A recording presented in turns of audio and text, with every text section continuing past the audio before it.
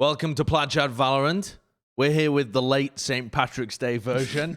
Tweedledum and Tweedledee in our lovely green sweaters. I mean, as you said, just a total lack of observance. Yeah. You went back to your apartment, or not your apartment, your home, go grab something nice to put on, came back looking just like me. Just threw on the only green thing you own. And I could have gone back to my house and changed again, but I thought, no, can't be bothered. And now we look like 4-year-old twins. Our mom put us in the same clothes, and we're off to preschool. Yeah, well, thankfully, we have a friend that's walking with us to school.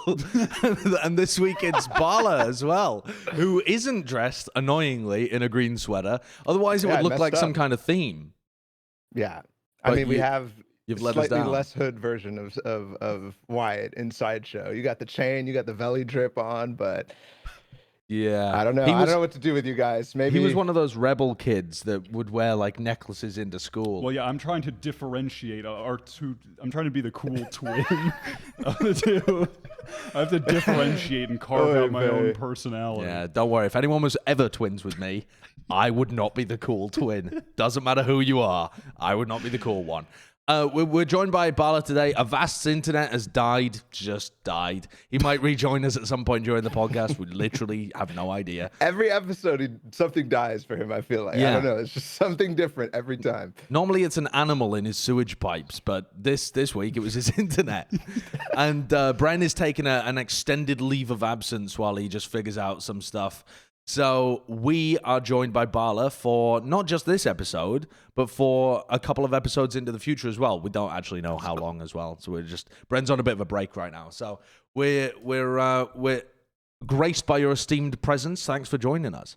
Yeah, thanks for having me. I won't be able to replace Bren's dry wit and humor, but I'll do my best. Yes, he is quite the pinnacle of English comedy. So we probably have the longest episode you've ever seen before your eyes. I mean, you know more than we do because you can glance down at the timeline and see a 7-hour episode.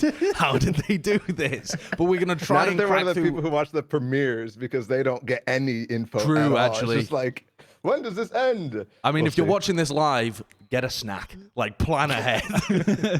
don't watch this when you have something to do. We're going to start with the NA Masters recap, though, because the idea for this episode is there's a ton of stuff that we need to cover based on Masters that just happened. It was the biggest tournament ever in the history of the game. So... And it's covered all of the major regions, all of the minor regions. We're not going to go in excruciating detail through all of them, but we are going to go through excruciating detail in the NA Masters one because that's what we love to do. So, Yep. where do you guys want to begin? I feel like starting with the bracket overall and just kind of running through where we were at from last week is a good point. Because when we ended last week and there was a week break, we'd just seen the upper semifinals. We'd just seen this incredible match between FaZe and Envy where FaZe wiped the board. There was a FaZe Sentinels match that everyone was predicting and people are talking about, hey, we don't know who's actually going to win. And with the benefit of hindsight, I feel like the community very quickly forgets what it thought a week ago. And because at the end of this tournament, people are like, well, of course Sentinels won. It was easy peasy. It was TenZ. They were never going to lose to Baby Bay. Who's Baby Bay? A Crossfire player? You know, they're like, how quick you are to throw away Coach Trippy. But not us. Oh, a lot of people acting like they knew Sentinels were just going to sweep them 2-0 in that upper final. Like it wasn't the most hyped game of Valorant that everyone on the planet was waiting for. I mean, if we do want to start there, because that was, I suppose that what was it, the upper final? Yeah. If you want to open Upper that one, final. Kurt, of FaZe Sentinels, that's probably the place to start, because that genuinely was the most hyped match of Valorant I think there's ever been up until this point. Probably. I had never seen so much lead-up discussion to a single game, and That's it 'cause ended in... I mean, it was an interesting game in regards to what happened in the overall kind of story, like the macro sense of what's happening in the scene, but in the actual game itself, wasn't really the banger that we all had hoped for. It was a rather lackluster affair that saw Sentinels just enter the server with an absolute hard read of what FaZe were doing could have convinced me that they had wall hacks on, and they absolutely, I mean, they just comprehensively outplayed them by exploiting their style and tendencies to the fullest. I definitely think that like this match was like really, really overhyped, but that was just because we had like the first time I think ever that we've had a week between when we knew the match was going to happen and when the match was actually going to happen. And because of that, I think we lost all sense of context, right? Sentinels has never lost a phase, and they've played a lot in high stakes matches. Like they played in JBL Cup, they played in First Strike, they played in tons of different situations, and it's always been the same. But yeah, I mean, this match was ridiculous. It was really hype. Even when they got stomped, it was really, to me, it was really interesting just because nobody else was playing phase like this at all with such confidence. Yeah, enormous amounts of confidence. And I think that also the other thing that bears mentioning too is when we had Dapper on and we had Dapper on the co-stream in between him like winning the upper final and then winning the grand final. Yeah. It was like the night before the grand final was happening. And he was like, yeah, I've got some time to join your co-stream before I go and watch Dave Chappelle. We're like, practice on check? Practices? No kind of preparation happening here. But something that he brought up was that they came into this game, the upper final, as if FaZe were a brand new team. They said, yeah, we've been able to beat them every time before, but they respected the improvements from FaZe enough to prep for them heavily as if they were a brand new team that had gone on this kind of run. And I think you could see that, especially at the beginning of Icebox here. From round one, you could use, not even round one, 20 seconds into round one, I just knew immediately, this one's over. I saw right away the drone down mid, TenZ running down mid on the pistol. Yeah. They were... the rest of the players stacked up on A. They were flanking them from mid on the pistol. It's over. I can already tell that they know exactly what FaZe are going to be doing, just from the very beginning of the game. Yeah, there was definitely a hard read going on there, and I think something that FaZe had to do during the course of this match was adapt their playstyle, and that isn't something they've had to do against any other team because when their game plan failed, they had to have a plan B. And the plan B, as I remember it in this series, was Baby Bay opping all the time. You can actually see him with the op right now on attack, which is something that he wasn't doing pretty much at all during all the rest of their series. He was pulling it out on defense occasionally, but when he was attacking, it was pretty much rifling, schmeeging away. I mean, good luck schmeeging with the op. I don't even know what that means. And then he would try and get value out of his That's playing like knives. Wardell. That's just playing like Wardell, yeah. I guess. Yeah, I mean, CNED managed it actually over in Europe a little bit. Yeah. But it seemed like FaZe didn't really have that second gear that they could go to, whether that be slower, whether that be just changing it up in terms of playing a bit more of a default and then ending at one of the sites in a fast way. They didn't have that complexity to their play, and it really showed against Sentinels in a way that it hadn't showed against any other opponent, I felt. Yeah, I don't know. It definitely, like what I was saying, like the way that they prepared, like everybody going into this tournament should have already been making these adjustments, but it felt like nobody did. Like when we watched the Envy, you guys talked about it last week. It felt like they weren't like when they played on Icebox, it felt like they weren't doing anything against Corey on pipes at all, like with his boombot every single time, and no aggressive plays, nothing to try to put them off of their game, whereas Sentinels brought everything to that. One thing to mention though is that while sure Baby Bay was kind of getting shut down with the op or against Shazam, like every time it felt like Shazam was just picking him off when he tried to do the normal let's walk A thing. Everybody else was contributing, so it's still not like FaZe reverted by any means. It was still like the better version of FaZe. Yeah. But it just still wasn't enough, I guess. Yeah, I think that there's an element of what you were talking about before. They've always beaten FaZe in the past. I do think that it still remains a bad matchup for FaZe. FaZe are just a much better team, but then Sentinels, rather than just kind of how they had before, they could just enter the server and coast to a win against FaZe. You could see that they came in with a massive amount of preparation against a team that they already have. They already have FaZe's number. It's already a good matchup for them, and they put in the extra prep because they were, like you said as well, they respected the improvements they made, and it just came together for what was a really one-sided game. So my takeaway from this match, though, was also that a kind of groundwork had been laid out for how to beat FaZe. Because when when you have teams that have these honeymoon periods where they have a new style that's extremely potent in the scene. I'm thinking back to like LG when they won a tournament and beat Sentinels based off their contact play. And then once they get figured out, it tends to bleed out into other teams. It doesn't really matter that much normally who figures them out, but they set a plan in place so that the honeymoon period can be disrupted across the board. But that didn't really happen in this tournament. Like, FaZe went on and just kind of plowed the lower bracket. And they only had one chance, though. Like, it was Gen.G, right? That was it. So yeah, that's true. You they don't only expect did have Gen.G one to be the guys who get to do it. Yeah. And in both cases, LG and FaZe, and probably every other case like that too, it was always Sentinels. This is like, yeah, I figured you guys out now. Here's the playbook. Everybody else is like, okay, thank you, Sentinels. Let's go. And then they beat them later. well, do you think then that is the important factor, is that FaZe only had one more opportunity? Do you think that, like, for example, if, I don't know, NV had made it through to the lower final and had a rematch against them, or if FaZe come into the next tournament and, like, which is going to be the qualifiers for Reykjavik at this point, do you think they're going to be figured out in that sense? I think that some teams might. I don't think that every team will, because because the playbook against them is still difficult to execute, right? You still have to throw them off of their game. Like, that is going to be the playbook. It's going to be like, let's do something kind of random and out of the box that we've really never done to try to put you guys on the back foot and trying to figure out what the hell we're going to do, right? Because they never have to do that. So I think it's still going to be hard to do, but I think that the idea is going to be there. And I think teams like Envy will be able to fix their mistakes against them last time. And teams like 100 Thieves and other guys like that should be able to figure it out. It's just a matter of FaZe can also adapt at the same time, in my mind, which I don't think they've proven that they could do in recent time, even with this run.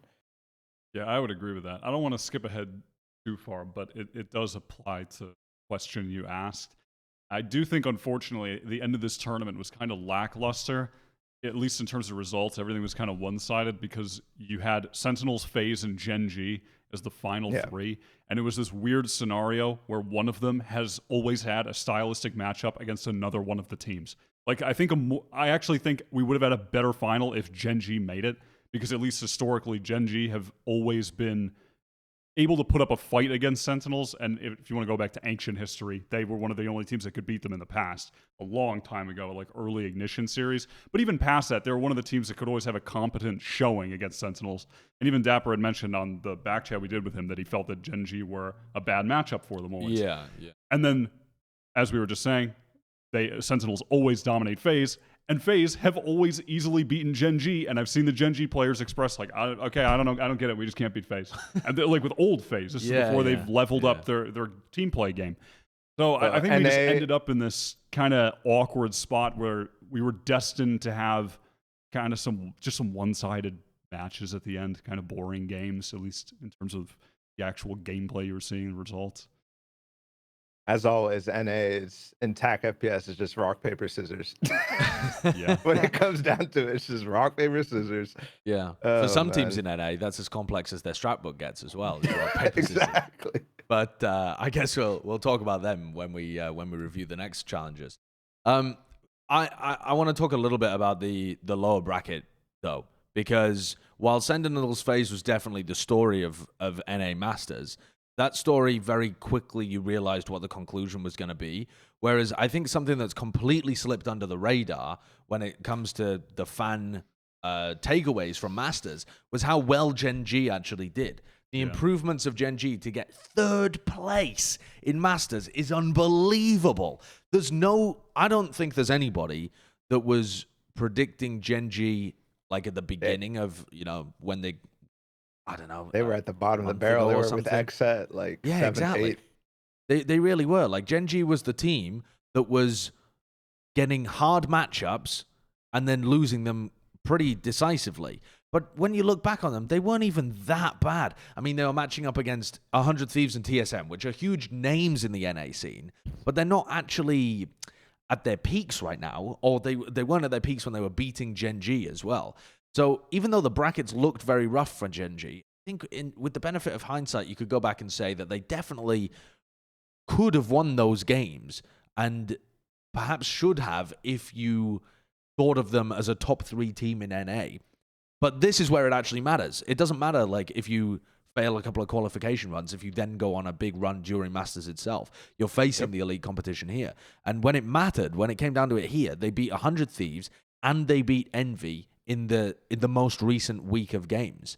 And those are two results where I think almost everyone would have predicted the other way around.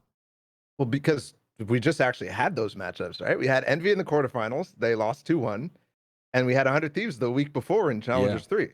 Like, where they got, I don't know what happened in that game, 10-2, and then they lost, and then they went on to lose the series. That was a crazy series overall. But we just had it. So everybody's like, oh, yeah, this is going to be the same thing, or at least it's going to be close. But no, the Gen.G 100 Thieves game was not close. It was 2-0. Like, it was not good. And then rematching against Envy a week later, and they just have their, I don't know, that game was also very interesting. The fact that Gen.G is just like, yeah, we're just better now, I guess. we just went back, which is not normally what you see from them when it's like a rematch sort of situation, or like time goes by and they have to, I don't know, like they don't have those adaptations. I don't know how much influence MCE is having, but apparently a lot, because since Challengers 2, I think it was, like you always see these sparks. You're always like, oh, this team is about to be on fire. And then they just like start tanking in Challengers 2, start tanking in Challengers 3. It's like, what the heck?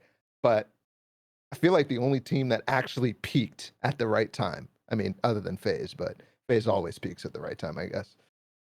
Yeah, I think you could start to see it when they beat TSM to qualify for his Challengers 2, right? You could really start to see the new Gen.G in that game.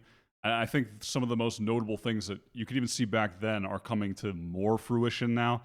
Like within the new system of the team, the new way that they're actually approaching the game, which is a lot more active on attack sides.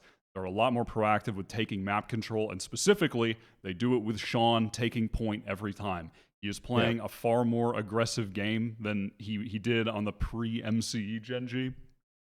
They're actually, whatever he has done behind the scenes has put Sean into a place where they're actually utilizing his skills to the maximum by putting him in position to actually get kills. Because when he was, whatever system they were playing before, I don't know if it was his decision making or previous leading decision, whatever was going on, he was just playing a more passive game.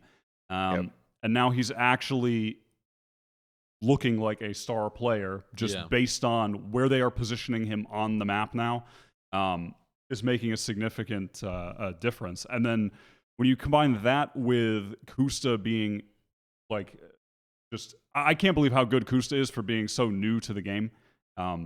His game sense is just out of control. He has such an excellent understanding of what is going on every round, where everyone is, his understanding of what's happening is just at the very top level. Yeah, I actually, the more I'm thinking about it, and the more I've pondered the Gen.G Kusta situation, I think he's probably the second best Sentinel in NA behind Dapper. Yeah. And that is so incredible that the guy could just come in from CS and look to claim that spot so quickly after having joined. And it's not just because he's like clutch or has good rifling or anything like that. All of his utility usage and his decision making around what is happening with the other players' positioning is extremely intelligent. Like he holds down key areas for his team and gets massive value out of that. He is clutch and manages to find a lot of good picks for them. And then he's also just got really great positional rotations and timings on when he wants to do things. He's immediately become an elite level Sentinel within NA, and it feels like it should be predictable because he was good in CS, but that isn't the way that it actually has happened for most Valorant players. It's not a direct one-to-one, you are good in CS, therefore you are good in Valorant. At least not to that level. It does feel like all the other good NA Sentinels have kind of dropped off and like not been as good in recent times. Like I'm not even thinking of any. I mean, Steel, there's also like, I don't know, they're just not a proto. He's not been as good anymore as he was. It just definitely feels like everybody dropped off at the same time as Kusta started popping. But I think that the stuff that we've all been talking about has definitely enabled him. Like while you're talking about Sean getting enabled, I think Kusta as well. The amount of conditioning that they're able to do, and that actually enables him to get into really, really nice lurk positions and actually find picks is really nice. He's getting into spots that no other lurking sentinel is getting into, especially on maps like Haven, like Ascent. Like he's doing very, very good stuff. Yeah, like on Ascent, in this game against 100 Thieves on attack, there were several rounds where he was straight up just finding entries on attack. Yeah, I mean, there were. yeah, he really is different. And honestly, as to what you're saying about translating CS:GO success into Valorant, I think he might be. I think not even might be. I think he's better at Valorant than he was at CS. Actually, genuinely. Yeah. I think Might be a CS little far fetched. I'd agree, to be honest. Okay. But yeah, aside from that, I mean, one of the overarching then narratives that I was kind of thinking about in regards to this tournament was just then the significance of coaching in the scene at this point. If you're looking at both Gen.G and FaZe, basically had this, both of them had this few month period where they were in stasis.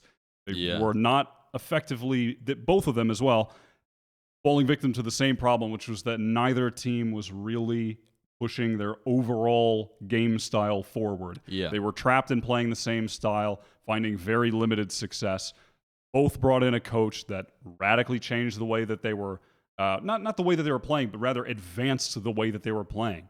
In FaZe's case, adding a lot of utility combos to the team, leveling up the trading and the fundamental team play. And in Gen.G's case, adding a lot of rounds where they'll have different pace. They're playing the map control game more effectively and more aggressively rather than just this heavy setup for execute style that they had before.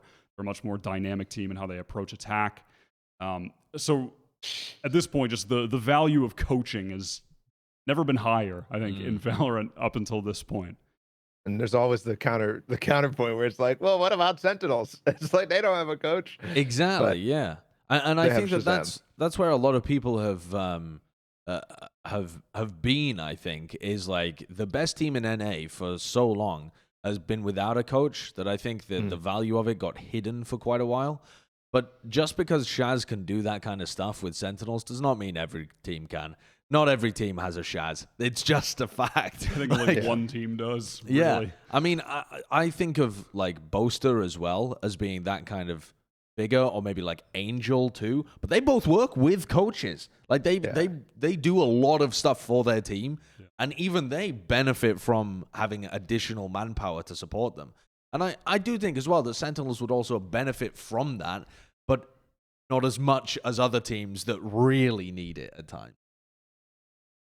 The other team, though, that was in this match, the 100 Thieves Gen.G match that we didn't talk much about yet, is 100 Thieves. And since this was the tournament since this was the position in the tournament at which they bombed out, way behind their expectations, and in a reversal of their fortunes when they last played against Gen.G, I think it deserves, we should set a little bit of time apart here to talk about 100 Thieves run through Masters in its entirety. Because I was the biggest sympathizer for 100 Thieves. Every time 100 Thieves got brought up, I was like, it's a week break. This team has shown in the past that they can make rapid developments very quickly. They will be better this time around. They come in, look worse. Somehow. Don't know how they managed it, but they actually made little to no improvement. And it seemed like the only change that they really fundamentally made was running a lot of Steel on the op. Like, all the time. Steel was opping on attack, Steel was opping on defense, Steel was opping anytime he could get an op into his hands. And I still don't really understand the reasoning behind that. I don't think there's been an interview in the scene where they asked them about that aspect of the strategy. But to me, this was an extraordinarily disappointing run from 100 Thieves. And there's so much to get into in terms of how it got here, the style that they were playing, and all sorts of stuff like that. What's the big picture takeaway for you, Balla? Yeah, I was thinking that it was going to be Sentinels that was going to have like the honeymoon period with TenZ, but I feel like the Ethan honeymoon period is just as much, because it felt like they did a lot when they first picked up Ethan on their playbooks. It looked like their looks on Ascent, on Haven, you know, they were running Breach on Haven, they were running Sage on Ascent. Like there was some nice stuff that we were like, oh, this is going to get better. But after that Challengers 3 run, where they, you know, they got second, it was really, really nice.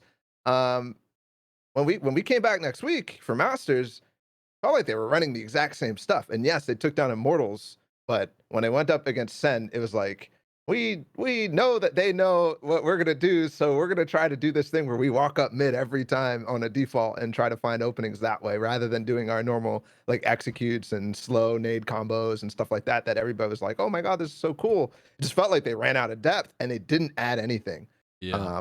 Which, you know, is not necessarily a sign of like, oh, this is going to be terrible for them in the future, because there's obviously still time. But yeah, I definitely expected more. And I don't know, maybe just like traveling all the way out to the land compound this time was a negative, because they didn't have that time to prepare, rather than our first strike was like, oh, we're ready, and then we went. I don't know. Yeah, I didn't really think about that aspect. They've been preparing their whole Valorant careers for first strike. They had all, but really, to an extent, they did have all the time to show up. At that point, they were a new team. You didn't really know what to expect from them in the server. They obviously have an enormous amount of skill on the roster. But with this current iteration, I felt that what was so frustrating to watch was that the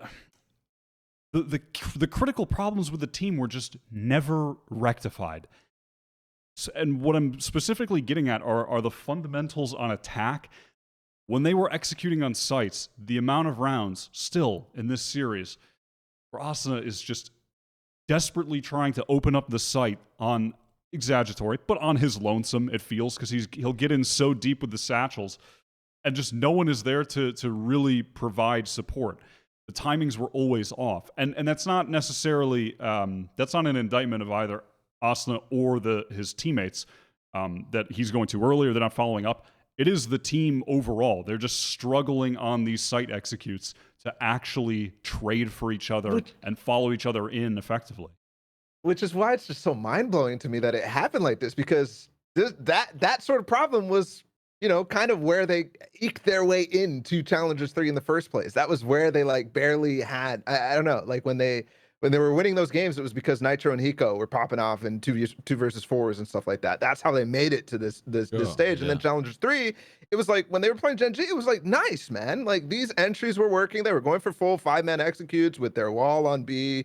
On Haven, there was some really nice, you know, flash and dash combo, or flash and satchel charge combos that they were doing on defense and stuff like that. That felt good in comparison to what they were doing to get their way there. They reverted completely, in my mind, to what they were doing in the stages prior. Yeah, I was very disappointed watching 100 Thieves, because I think that the community narrative that I don't want to get into this now, because we have a whole week to discuss this next week as well. But there is going to be an enormous discussion after this Masters talking about single duelist, zero duelist in EU, double duelist. Is one better than the other? Do you need a Jett? This kind of stuff. And I think for most North American fans, 100 Thieves were the team that was representing the solo duelist style to them. And the way in which they're playing it is so unbelievably poor compared to the EU teams that run the same comp. Like, when I think in my head of how 100 Thieves play, I keep going back to like, all right, how would an EU team approach this that runs the same comp? And there are a bunch of different teams that runs the same comps. Like Guild pretty much run the exact same comps as 100 Thieves.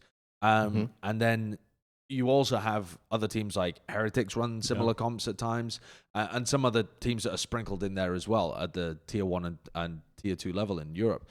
And a lot of it, in my opinion, comes down to not just what you were saying, but I do agree with what you're saying about like trying to get into areas and not understanding that other people need to be holding angles for Asuna as he goes in to reduce the pressure that he's under, throwing utility to not wall off, but kind of block off certain areas that players could be in, so that Asuna has less things to check, being able to be right behind him to be able to trade him. But it's not just all of that.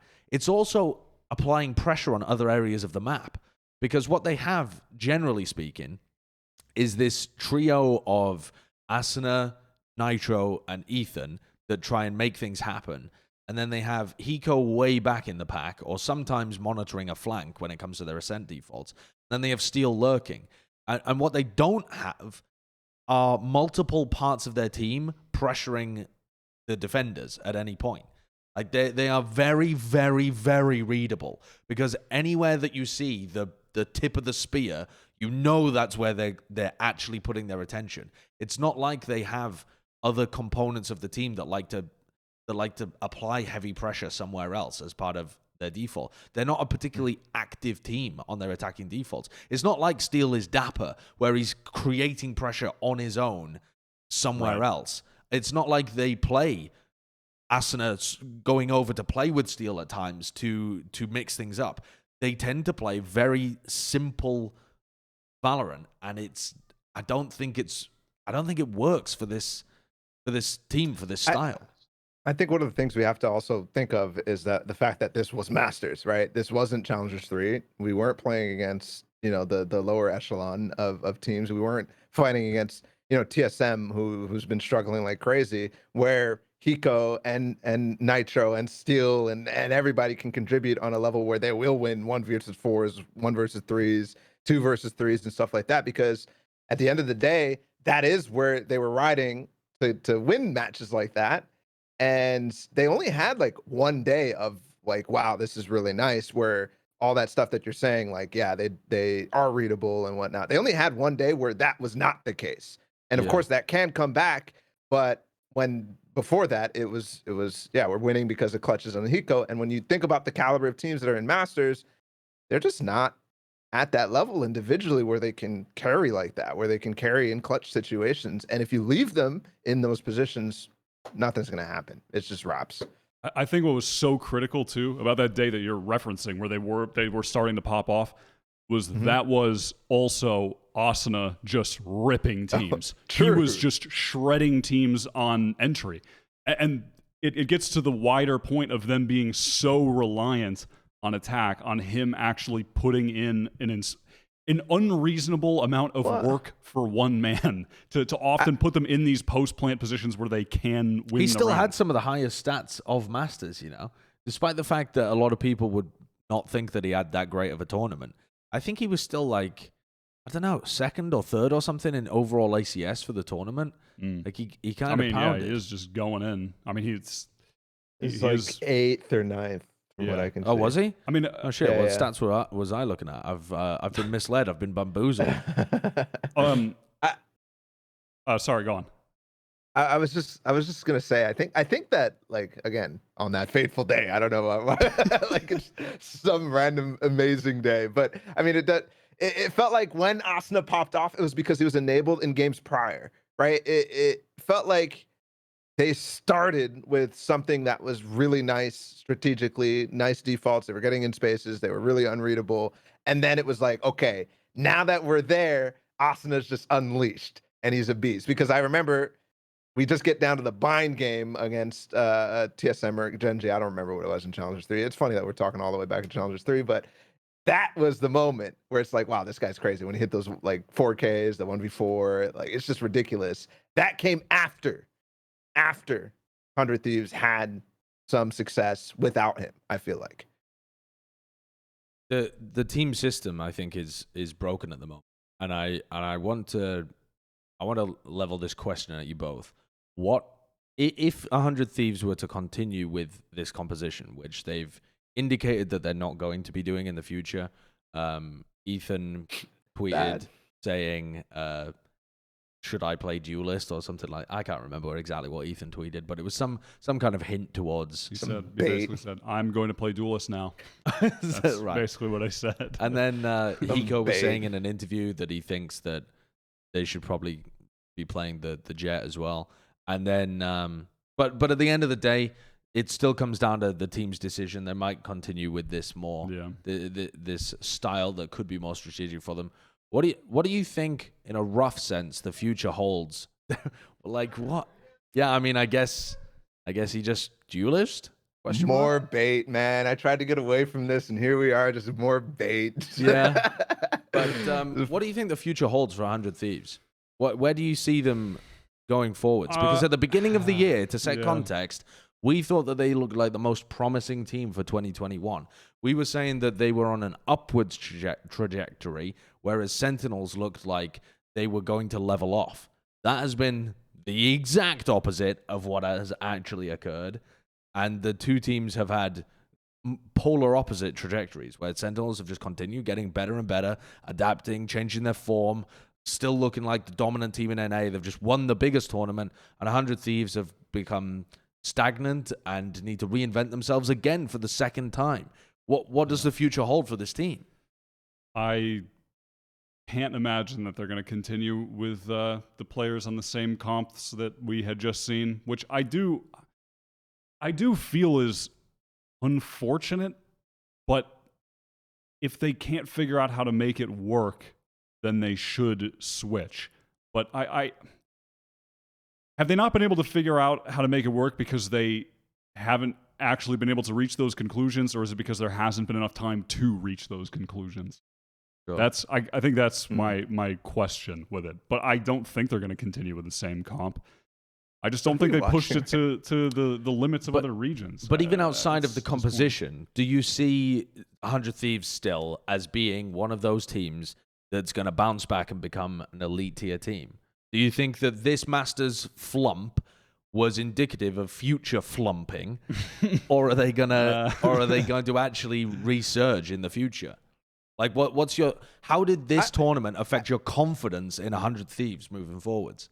I think on an individual level, I am struggling to see a future where they continue to rise and be at the top. I feel like there was a lot of disappointments individually. Team-wise, I actually really like the idea that they were trying to go for. And to me, that everything indicates that we will need teams that are diverse, that have a lot of different comp ideas, that can run, single duelists, but they can also run this and so on, because that just adds a little bit of an extra element in preparation. When it comes to the LAN and Iceland, that's going to be very important. So I think that this experiment, it wasn't fully unsuccessful, and it does add hope to me that they will start to experiment more and also have this in their back pocket to be like, okay, this will work really well against this team. Let me pull it out.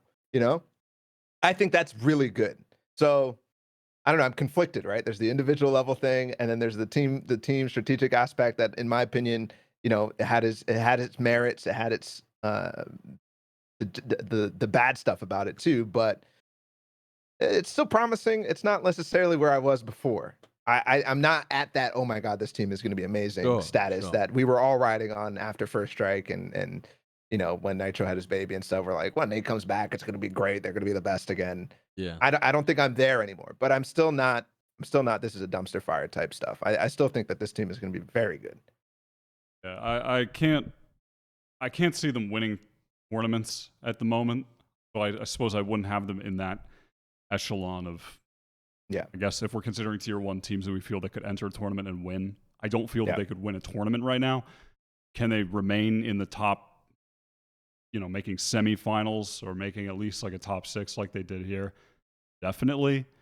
I do think, looking to the future as well, I do think there's a question as to just how good will Ethan get too, given that he is still relatively new. Yeah. So can he become potentially the star, like the literal #1 star of that team? I think it's possible. Or at the very least, get to maybe an equal level of star, like firepower as Asuna. I think that's very reasonable too. Yeah, I think that's possible. And that could level them up to an extent as well, just having another elite player at that tier. That levies my fears of individual ability is Ethan. He's like the bright spot in this right now, because he was fragging, man. My God. Yeah. And I fall somewhere in the middle, personally. I think that this style is the right style for 100 Thieves moving forwards. They need to adjust their individuals to meet what that team comp needs. And what I mean by that a bit is that I think what we've seen so far, especially in my opinion from Steel and Hiko recently, has been a stagnancy in their play style. I think that the general vision of how they want to play is very interesting for this game, and they're smart players, but I think they've gone too much into this is theoretically the best way to play this agent, instead of this is how we need to play it for the comp, or this is how we need to play it to avoid being red. What I mean by that is the kind of the positioning value that Hiko gets. Clearly, he's playing for like the theoretical value of Sova is that if you stay alive for a very long time, you have recon dart more often, you can provide more value to your team, you can play post-plant situations. Hiko's good in the clutch. In theory, makes sense in isolation. If you don't consider anything else about how your team comp plays, that makes sense for Sova. But when you consider Sova within the team comp, you have different responsibilities that I don't think Hiko's actually meeting. So I think that he needs to change that style about himself. Then also, I think the same could be said about Steel too. I think that a lot of how Steel plays is for the theoretical value of Cypher. He's playing on a site, he's playing around like really funky trips and cages, and like it's cool to watch. He's a cool player, but he's also not getting the same value that other Sentinel players are in terms of like attack-sided map control acquisition and being able to like apply pressure for the rest of his team to get a distraction for. And I think that these players are smart. It's just that they haven't sat down and like figured out how to play together. It feels like they're all playing for individual value, and I'm worried about that for the long term, because if that continues, I don't think they're gonna be a top team. I think that only works for like to be like middle of the pack. But if I think about how like the European teams play right now, I don't see a world where I don't see a reason why 100 Thieves wouldn't be great at that kind of style. Like if they all were on the same page in terms of their understanding of how those more utility-based team comps work, and like they're using a shit ton of utility at the beginning of the round to set themselves up for a large amount of map control, and they have the advantage, and then teams have to retake against them, and like they can use that information. That should be where their team excels, with those smart players. But they're just not playing any of that style at the moment. They're not playing the information game.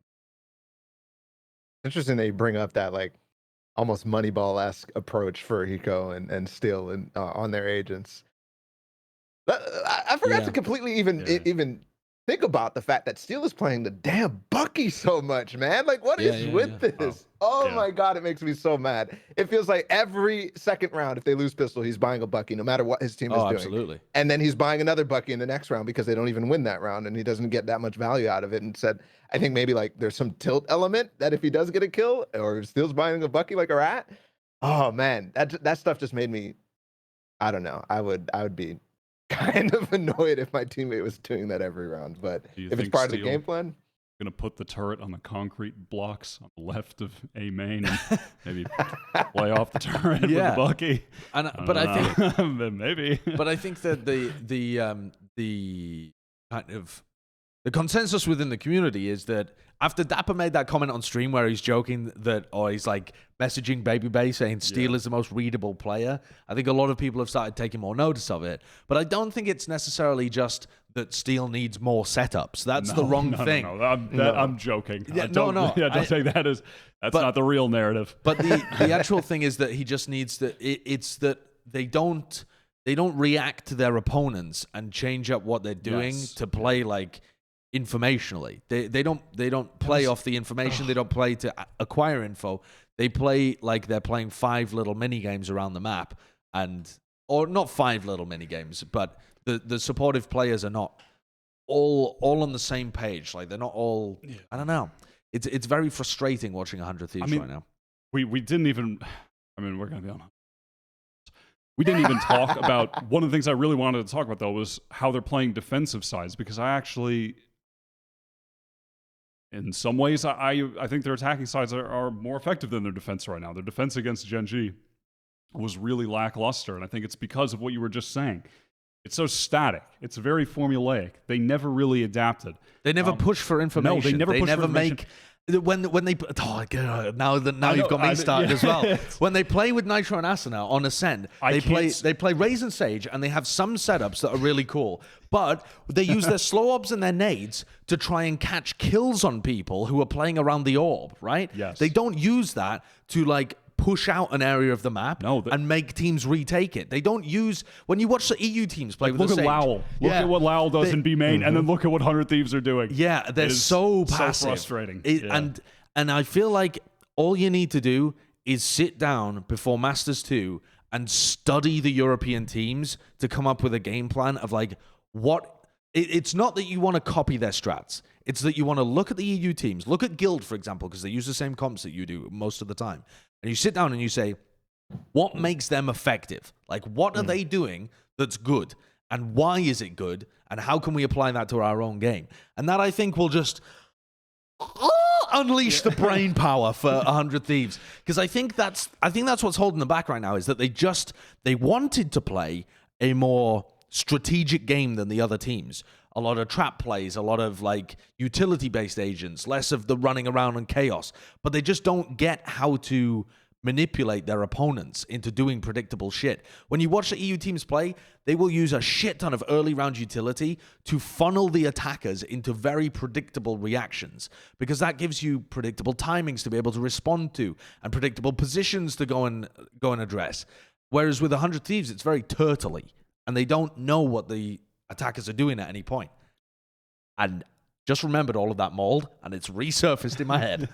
I mean, yeah. It's just they play a very static defense. They don't really shift around the utility.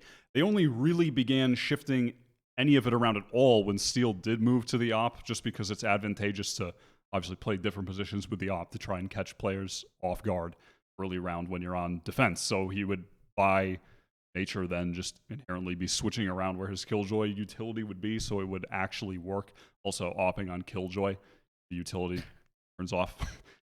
Yeah, you can't be the most active opera in the world, can you? They valued having the op more than they clearly, not more than they just valued having it. Evidently, they felt that was critical. It also felt like they were just Steel wanted to have the op. They wanted Steel on the op, and they were not going to be flexible about it where Nitro could have it. And so, dude, there was one round where it was like 3 seconds left. They were setting up this wall. You know, the wall on Ascent and mid on defense, where it's like they pick with the op up on top. Oh, yeah, they put it on the pizza box. Nitro was there. Yeah, they put it on the pizza box. Nitro was there. Steel has the op. They put Steel on the wall, and it breaks because.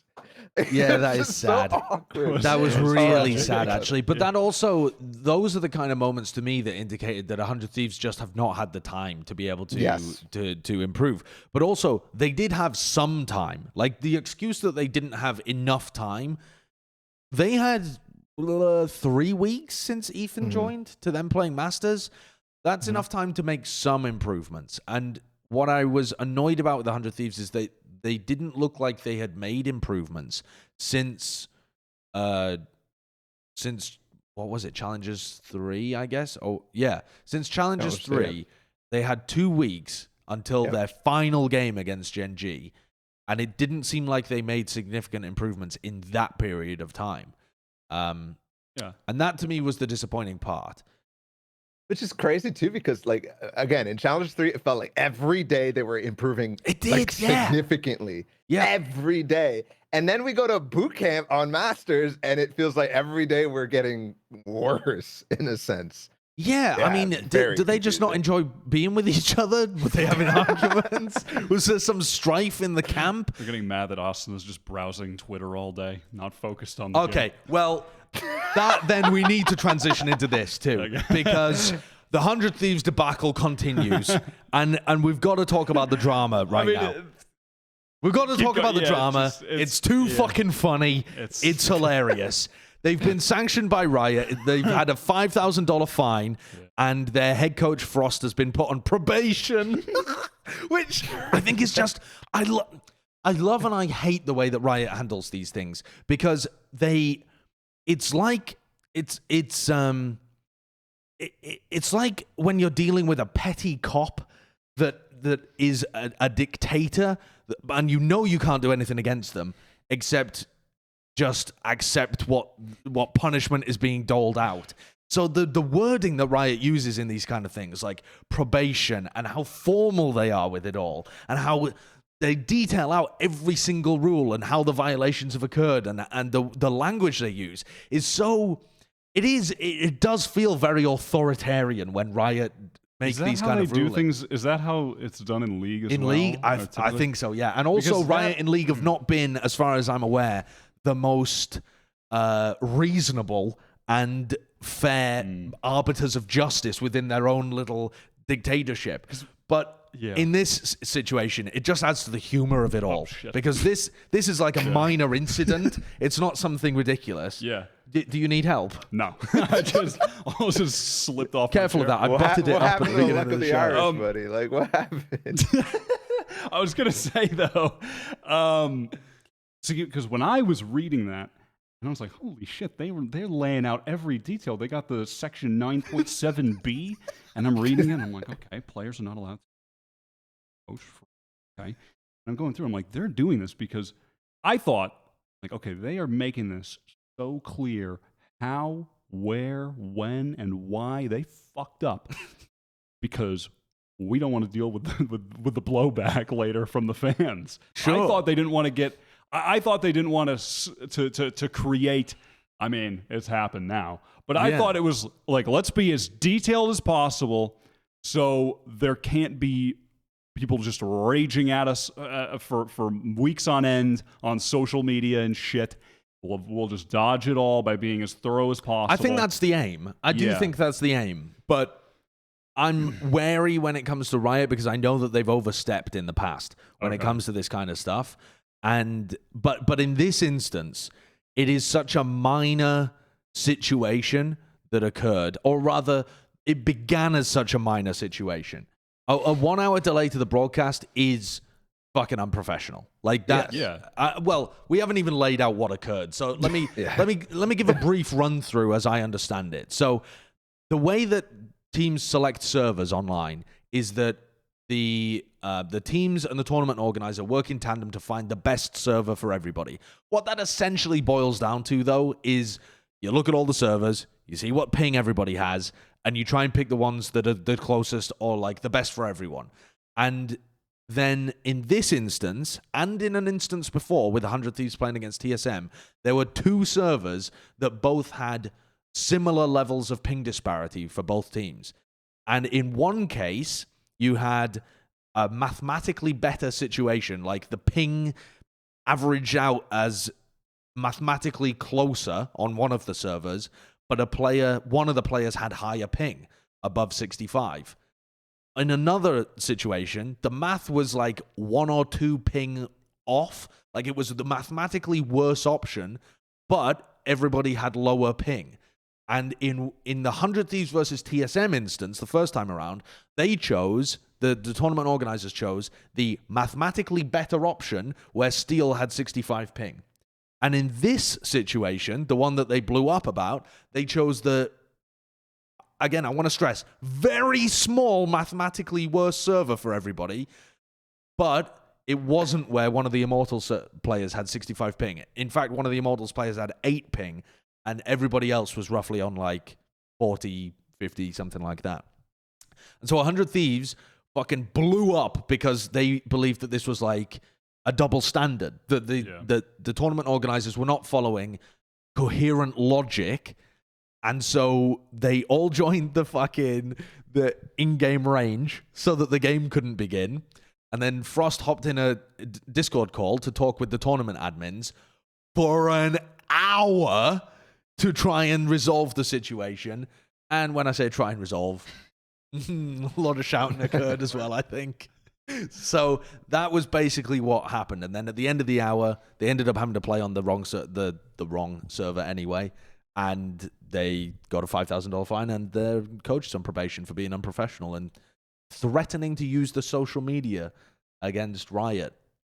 You can listen to a little bit of the 100 Thieves video if you want to. Let's fuck yeah. play the video.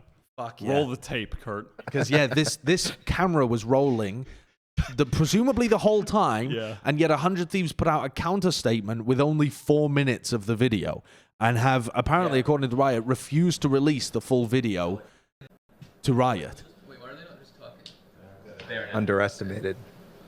But it has to apply in the exact same way, Joseph. You can't just arbitrarily change the rules. If you're going to do that, then we can fight back by just literally not playing. And if you DC against us, or if you give us a DC, you're in a bigger shitstorm than we are.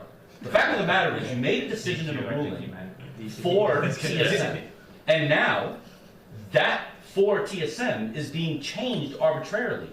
You can't just say the ping difference is a moot point if it's 0.3 as opposed to what, 3.1 like last time? Because in networking, 3.1 doesn't mean anything either.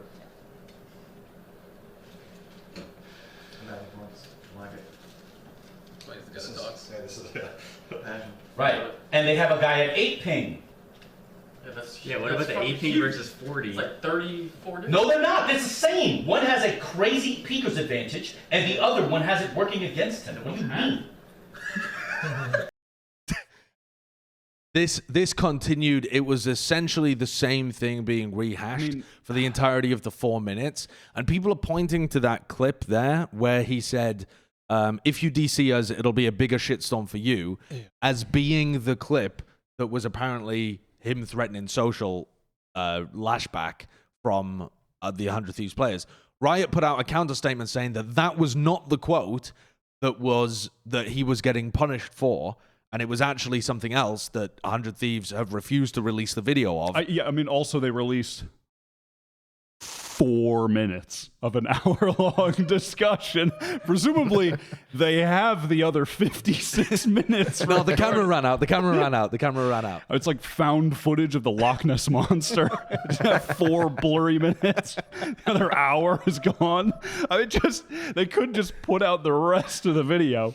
I mean, but... Yeah. I mean, 100 Thieves put out the whole of the rest of the video, fill it with ads every 5 minutes, bank. Absolute bang. I mean, my favorite part of it, Kurt, I don't know if you can find it. It's somewhere on Twitter. I know Austin liked it along with some other stuff. But if you go and find his likes, I know he liked a photo of someone posted they posted him scrolling Twitter in the background as Frost is just going off. And the rest of the players are like talking about, I don't know, whatever fucking Molly lineups, and Austin is just scrolling. God, that's so funny. God. What's your take on this, Balla? Yeah, it's a good thing I already watched that clip like 10 times because I didn't hear a thing that was just happening right there. There's the Twitter thing. Dude, this feels like we're back in 2008. We're freaking playing ESCA online, and people are complaining about ping again and delaying, and in some cases back then just like completely not playing and showing up for matches because ping. Feels like we've done this before. I don't know like what the issue is in terms of finding the best solution for the players and like how this even occurs. But in either case, it is pretty major in my mind that you delay a broadcast by an hour. That was so frustrating. I mean, you guys were doing your watch party. I was doing my own thing. Shroud with 140,000 viewers or whatever the hell it was, some ridiculous number, is sitting there like not knowing what's going on. Nobody's really saying anything because it's like admins are arguing in the background. That's bad. We shouldn't do that, especially as an organization the size of 100 Thieves. Like hung Sean and DDK out to dry as well because they were the people actually. Holy shit, man! The whole time. You're wasting a lot of people's time. Yeah, you know? You're inconveniencing a lot of people. Yeah, viewers included. Absolutely. I mean, you're just inconveniencing so many people.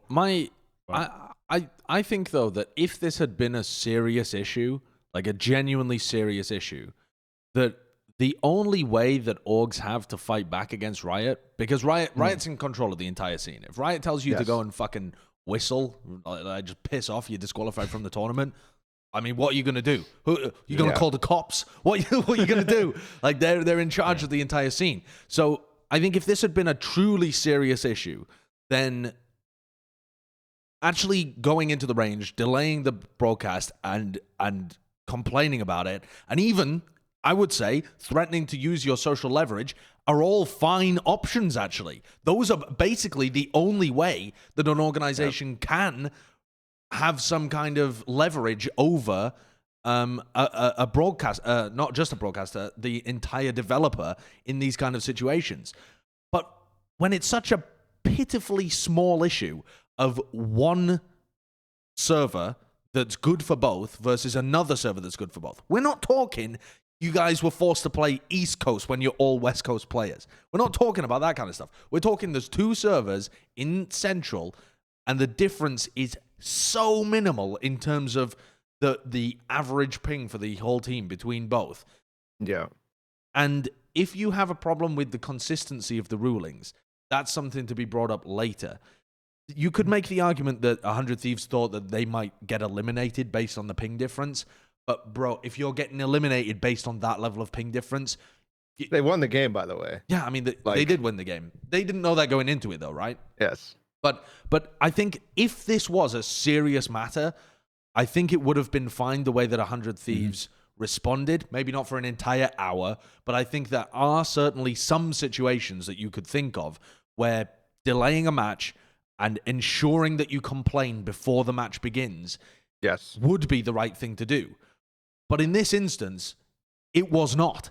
And continuing to delay for an entire hour was, I think, unprofessional to a high degree and did deserve a punishment afterwards. Yeah. The other thing that I feel like there's some level of like, why wasn't this all figured out beforehand? Like, I don't get that, because this is the first match, right? This is Immortals 100 Thieves. Like, we should have known what the ping situation was on all the different servers already. They should have known like a day before what server they're going to play on, and they should have already been voicing these concerns then. I don't know if that's like a situation with NSG or whatnot, but like literally, I mean, back in ESEA, back in 2008, that's what even amateur teams had to do. They had to select the server ahead of time, and if you had an issue, then you need to figure it out before then. So it's just slightly confusing. I don't get how this occurs at all. And another thing, like, let's add a Denver server so that people from California can actually play on a feasible like situation in the first place. I think one more further thing is that I appreciate how clear Riot was, and I think that this is a good precedent. Not necessarily in terms of like the actions taken, because that's still kind of murky, because again, this is like kind of minor but also kind of major. Just the fact that they are, posting. I come from a space where this would never happen. They would never post anything like this. They wouldn't cite certain rules like at all. So I'm happy to see that, and I'm happy that that is something that hopefully we can expect in the future. And there's some serious punishment, because this is going to be taken seriously from teams. They're gonna try to abide by the stuff so that broadcast delays like this don't happen. This hurts everybody. It really does. It does. The only thing that concerns me is this rule 7.12, the high standards rule, about having must observe the highest standards of personal integrity and good sportsmanship. If Frost had been if Frost had only delayed by 5 minutes, and just those 4 minutes or 4 or 5 minutes, whatever the clip was that was shown, if that was the sum total of what was said by Frost, I wouldn't consider that to be unprofessional behavior that should be sanctioned. I think the clip that was shown was him standing up for his team. The other 56 minutes, fuck knows. And probably, I'm inclined to give the benefit of the doubt here to Riot, that there was some unprofessional shit. And not just Riot, but the NSG tournament admins as well. People like Joseph, who have done tournament admin work before, and as far as I'm aware, have been like highly regarded. I know that the other players have spoken out about the tournament admins being good for NSG before and being reasonable. So I'm inclined to give the benefit of the doubt to those people, to the 3 witnesses they said heard this unprofessional statement, and give the benefit of the doubt in that sense. And if 100 Thieves aren't willing to like put out the full video or release it to Riot, I think that seems to indicate that there was something more unprofessional said later on down the line. Which is also just confusing, because 100 Thieves is like, seems to be pretty upfront about like what they expect, like what they believe actually happened. So I'm confused as to like how there's this extra stuff that they're like, oh yeah, never, like this is not here. And Riot's like, yeah, it is. Because 100 Thieves at the get-go was like, yeah, like this just didn't happen. Like matter of factly, they said this didn't happen. So all of that statement that Riot's going with caution to make sure that everything is clear just goes out the window. Of 100 Thieves doesn't, I don't know. It's just weird. Yeah, and I think you have to, it comes down to who you believe at the end of the day, because the evidence hasn't been shown publicly. But I can understand why people might think that Riot's been heavy-handed in terms of like the professionalism that they require from a coach, because if you actually clamp down on coaches standing up for their teams in reasonable situations, that's fucked up. But on the balance of what's been shown and what they're saying, it seems like there was probably something more offensive or unprofessional said that the sanction is actually for, and it's not just them clamping down on a coach trying to stand up the team. And I think that it is. I think it's reasonable to hand out or to rather follow up on the promise of a punishment via the rules for delaying for that long alone. Yes, for what but is that's what the $5,000 fine was for. Yeah, exactly. There's two aspects. Which to it, that right? is $5,000 that is fine, 100% probation. reasonable. There's no, even if it's a server, it's a ping issue that should not take an hour to solve. No, There's just that is unreasonable. But yeah. Also, fucking funny, isn't it? I mean, it's fucking just funny. silly. Yeah, I mean, I wish really though that instead of having DDK and Sean talk for that long to cover the break, which I understand, you know, a lot of people love DDK and Sean. I love DDK and Sean. I don't want to listen to them talk for an hour, but that's what you had to do when you're running the tournament broadcast.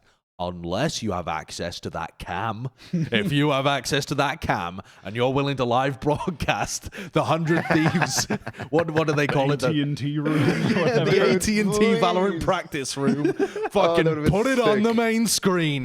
People would have been losing their shit. You would have had viewership all-time Oh my highs in God. Valorant. It would have been incredible. At least we get it. At some point, at least we got some 5-minute section because you can imagine that never happened and we never saw that and we don't get the entertainment. And Exactly. I don't get to watch it 10 times. I do love the entertainment. Alternatively, 100 Thieves probably could have just moved on immediately, and Probably. no one would have remembered or discussed it further. But All right, I wanna move on to Envy. I think a brief touch onto Envy. We recently had Mummy on back chat, and we kind of went over his thoughts on the Envy run throughout NA Masters. But I quickly wanted to get your feelings on how Envy did this tournament. They finish in like third, fourth place. They actually finish in fourth place, but they get the same points as if they finished in third/fourth. Yeah. Which I thought was very weird personally because because it's a lower bracket. Where it's a lower bracket. where the third team beats the fourth team. yeah, like you directly. literally know who has Gen.G third and fourth. beat Envy. Yeah, got as many points as So them. I'd be For some reason, we're not uniform in formats across the entire world. You know, we Yeah. got double elim on one side, single elim on the other side, but we have to keep the points uniform across all regions for some reason. Yeah, which is man. very well. I mean, it's not that strange, I suppose, because they are points for like the championship later on. But Well, it makes sense. Just also doesn't. That's the problem. yeah. Great summary, I think. But what do you guys think of Envy's run throughout this tournament? As a brief overview, what's the big takeaway for Envy here after winning Challengers 2, coming in as the number 1 seed? Presumably disappointing, but how bad is this for Envy? This is now my second major disappointment with Envy because First Strike was the same. This was slightly better than First Strike, but they did so well in qualifiers, and then they bomb out when they really should have done better in my. Well, they didn't bomb out; they got 4th this time, right? Not. Did they get? They made it to don't know what they semifinals got in before. First Strike, right? Yeah, Yeah, they they beat did. Immortals first round. So Yeah, I guess they did. this feels like the same type of thing, right? Like It is similar, though. In First Strike, they definitely flumped out. That was more of a flump than this one. At least here they that won was 'cause more it was games single elim overall. too, though. But in the First Strike, they were just lifeless against TSM and kind of had a free win over Immortals, who hit A on Icebox 12 rounds in a row. Oh, yeah. So it wasn't really the most impressive third, fourth. This one was a bit more of an impressive run, I guess, in the wins that they got. I just But feel like that's because we have the double elim though. Because to me, Sure. Envy was a team that should have matched up well against FaZe, adjustments aside. Because I felt like Envy had, star power. They had the individual skill to actually go head to head, toe to toe with Corey and Baby Bay, unlike the likes of 100 Thief and Gen.G and Xset and stuff like that, right? I thought that Crashes and Food were going to be able to duel with these guys. And then on top of that, tactically and strategically, they're flat out better, right? Like Yeah. straight up what we saw against them or for them against Sentinels and in that Challengers 2 run, felt 100% tactically they were a team that had some chops compared to FaZe, where we it is on the laurels of Corey and Baby Bay and some of the new stuff that they're doing. But still, I felt like that matchup was a good one for Envy, and they just did not perform. I mean, this was they just rolled over them, to be honest. Yeah, historically it has been a poor one as well, and I think Envy look like they have a problem with playing very fast and playing reactively versus their opponents. It seems like they like to set the tempo, and if instead you have this, if they end up having the tempo set on them, it feels like they don't make adjustments particularly well, and they can't handle it. I feel like when you have players like Food and to some extent Crashies as well, they want to be the ones aggressing. They don't want to. They don't want to be the ones on the back foot, on the defense, because they just got rolled over by FaZe, like absolutely rolled over. And I think that Envy would have actually been a decent matchup against Sentinels in the finals, but they didn't even then make it past Gen.G either. So there's a lot of discussion about like, oh, if Envy had made it to the finals, that would have been better. They didn't even make it to the lower bracket final. Like they actually didn't make it to be able to take on FaZe down there again. They didn't have the rematch.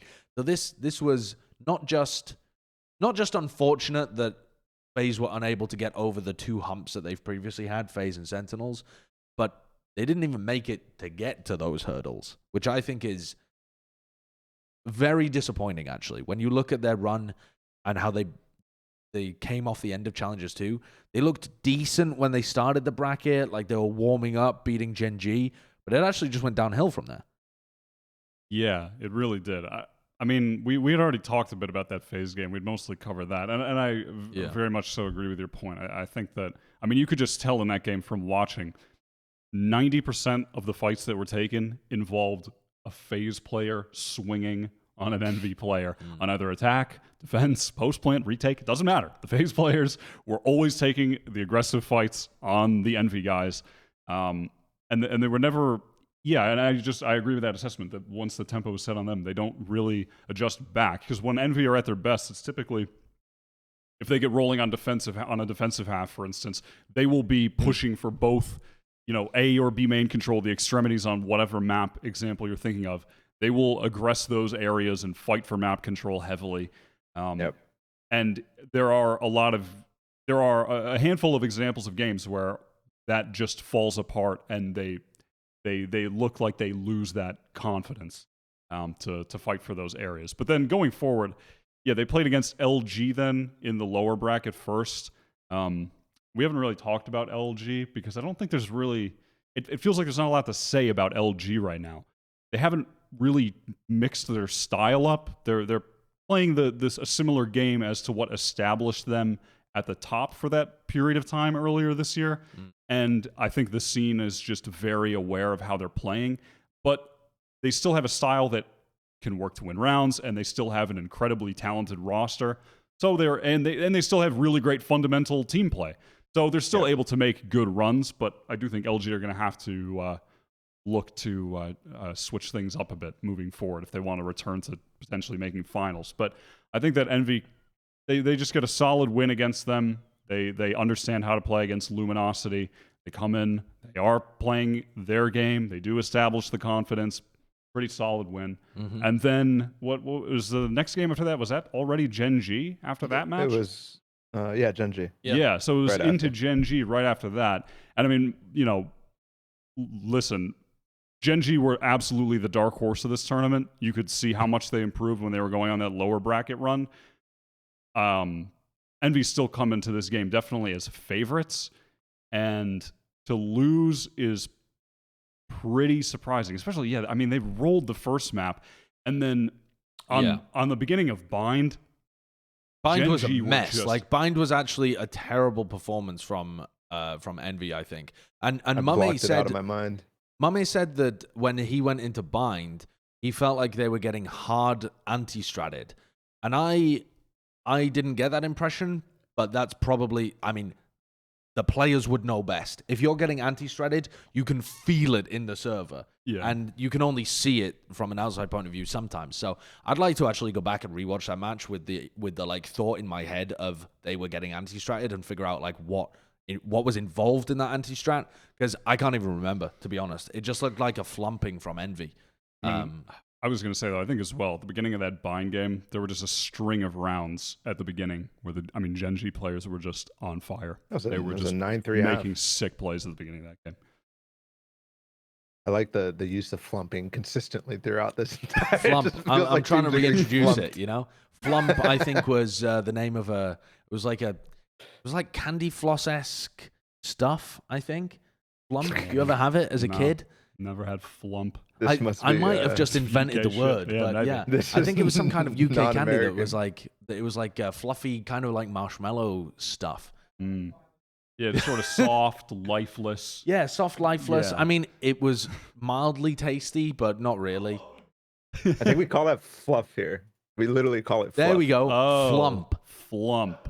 Not the same Yeah, if thing. you hold it by an end, it'll dangle. It'll dangle. It'll dangle. It's flaccid. Yeah. It's a flaccid flump. Yeah, I think that's very accurate. This makes it Also, all the better. that picture Yes. is awful. I mean, just a dimly lit table. Why is it so dim? Why is that the first result? Oh no. My image of teams getting flumped is now completely that ruined. looks like the last piece of flump. Like someone found that, holy shit, we have flump? They found it. It's in fucking grandma's attic, and they took a picture on her dimly lit kitchen table. I don't know. That's the first result. Why is that the first? I guess because it's on Wikipedia. Why did Wikipedia use that? I don't know. Probably because it's just the only unlicensed. I mean, that Only just living looks flump. that looks egregious. Yeah. And representative of that bind gameplay.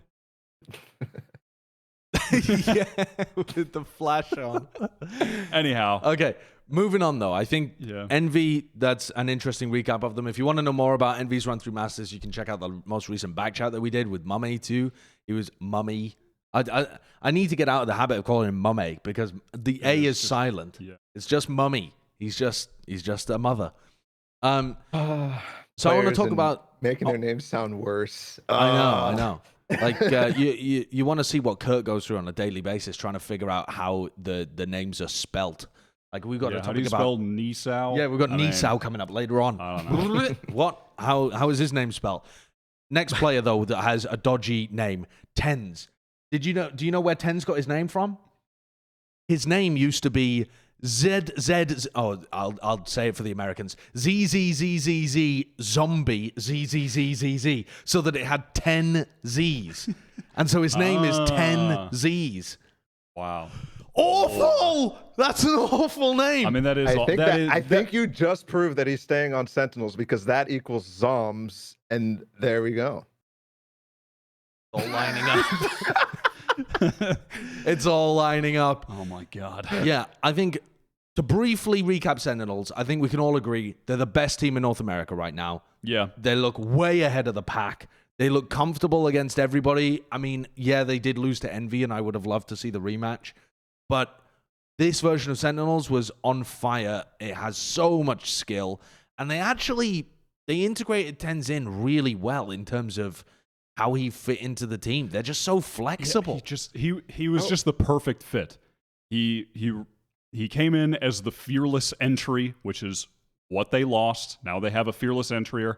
And then it just frees up Shazam to play Sova, and still hoping one day he'll get back on that breach. But it's the perfect fit. It is the perfect fit. And then he goes and plays Reyna on Icebox. Shazam gets to keep playing Jett on Icebox, where he just it all makes sense. pounds with the AWP holding A. I mean, TenZ actually played the Reyna on Bind as well. I thought that was very weird. Oh, because yeah. I mean, that looked like just a mega comfort.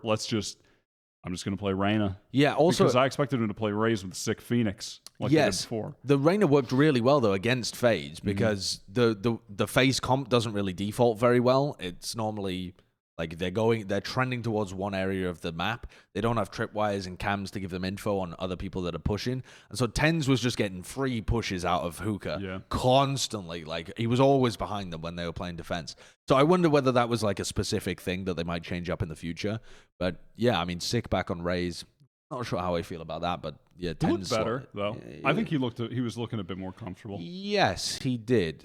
Yeah. He just needs to get into it. He needs to get into the custom lobby, learn some satchel jumps, practice that for a few hours, and it would honestly do him some. Oh, is this the shot up treatment? Doing Like, some- Yeah, satchels are the bad? shot up treatment. I love the shot up bolts where he would blast back up and then he'd throw out his extra blast pack with so much flair. He would blast back over the top of a sage wall, and as he's bouncing with the rocket, Like with the Sailor Moon, RPG, the way you're doing that.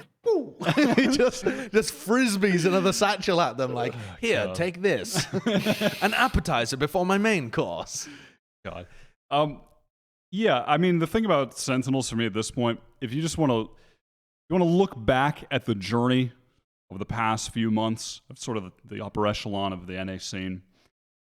First strike, you have 100 Thieves, this new team. They're coming in with a fairly unique approach. They have a lot of quirky utility usage. Hiko, Steel, what they were doing at that time was so fresh. It was new. Of course, Asuna, Dice. I mean, the team, they rise to the top. Sentinels fall down for a little bit. They come back and they beat 100 Thieves. They're back on top. Early 2021, Luminosity. They'd been on the rise, and now things are really starting to click. Excellent fundamentals, excellent team play. Their players are all popping off. They're playing this hard contact style. Making Shazam mold. Making Shazam. Yep, Shazam lost a lot of hair on that one stream. And then they beat Sentinels. Sentinels come back, and they beat them. Now FaZe, another team with a fairly unique approach, rising to the top. Well, Sentinels were kind of already had their number, but FaZe, it sort of follows the same line Sure, of thought. no, FaZe, I can definitely you could see see that. a world where a FaZe could have maybe, Well, we respect it, maybe, but no. But Sentinels, shut it down. Your narrative would have been perfect, though, if Envy had actually made it to the grand finals, because Envy beat them at Challengers too. Yeah. And that is the question that I wanted to ask you guys, is that if you look at the Masters bracket and see how easily Sentinels just swept to a win, after, I mean, I'm going to be honest, coming into Masters, when I saw that they needed to be playing with a sub and I saw all of the kind of shit that they had to deal with, I was predicting them to go out. I thought that is... Okay, I didn't realize that they had TenZ at the time, to be fair. So I thought they'd have to pick up, I don't know, some other random SoW player. But I was expecting them to go out. I still felt like even after the 10 signing that it was going to be like they were going to be one pump chumps. They're going to get a win and then they're going to go out. Like that's how I felt that they were going to play after I realized, oh, this is they're not their full team. But And I think that was like a reasonable you could slot take. anybody into that position and just they were going to still be dominant. I mean, I guess when the core is that strong, when you have such selfless players as Shazam, as Sick, man, like I guess you could do anything and just still be as good because they just feel like they're vibing on another level than anybody else. Like they just are dominating. Here's my question. They only dropped one map throughout the Masters run. It was to LG right at the beginning. First game with TenZ. They'd never played a scrim with him before. But are either of you on board with the lava hot take that if Envy had actually made it to a final, they would have had a chance to beat Sentinels? Like maybe we would have seen if in an ulterior world, in an alternate world, we had seen Envy run the lower bracket or win the upper final in some kind of close game against FaZe. Do you think there's a chance that Envy would have been able to repeat their success from Challengers 2, where they actually beat Sentinels the prior time? Or do you think that's just off the table? Sentinels were that dominant. There's no world in which that would have happened. It doesn't matter that Envy didn't make it there. You're not on board? No, not on board. Can't sell you on that one? No. I'm very close to hopping on the train, but because of TenZ, I'm not on board. If it was the old lineup, maybe. I do think that would have been a much closer series. I think that could have gone to maybe 5 maps, maybe, but definitely 4 at least. I think it would have been one of those situations where Sentinels would have been just as prepared as you saw them against FaZe. They would have been for Envy. I think that would have been the difference maker. Yeah, I think that is what it felt like in Challengers 2. It felt like they were unprepared for Envy. Yeah, and it felt like Envy absolutely were prepared to deal with Sentinels. I mean, no one expected Envy to pick Haven and like anti-strat them at all. That had been Envy's permaban up until that point in time. So yeah, I think it's also a bit of an unfair question to pose because in this alternate world where Envy made the finals, they would have been better than the Envy that we actually saw because they would have made the finals. Yeah. So like you already would have seen like in that alternate world, Envy is way better. 2 image of Envy. Sure, yeah, exactly. And that's kind of what I meant, is if Challengers to Envy had reappeared and gone on that run, what do we think would have happened? But that wasn't the world that we lived in. So now, it brings us on to the question that's on everybody's lips. It's just I can't take it. I can't whistling take it around the scene I can't right take now. It. All I hear, I stream like one time this week. The chat the whole time, just TenZ questions. Everybody's speculating. Is TenZ going to be staying with Sentinels? I mean, people are saying, I think TSM might buy out TenZ. Where does that even come from? I'm seeing all types of crazy shit, man. I can't take it. People are it's just wild speculation. People throwing out, well, I think they're going to buy him for $3 million. Why? What information do you have? No one knows what's going on, but the speculation is out of control, man. I mean, there's no details, no information, aside from Fionn reported that his buyout was $1 million before he was playing in Masters. That is the only information that we have from a reputable source. So, but other than that, I mean, it's just insanity. I don't know what the fuck is going on. No one does, but there's so much discussion. All that to say, I 100% believe and have been saying for weeks, he will be on Sentinels after this. This is going to be their 5 moving forward. I don't see a world where this doesn't work out. That's my piece. Yeah, man. I'm going crazy too. I'm about to rip out my nice new fancy hair. And I'll give you an even better take than probably anything you've ever seen. My chat the other day was really discussing at length what it would take for Ninja to buy out TenZ.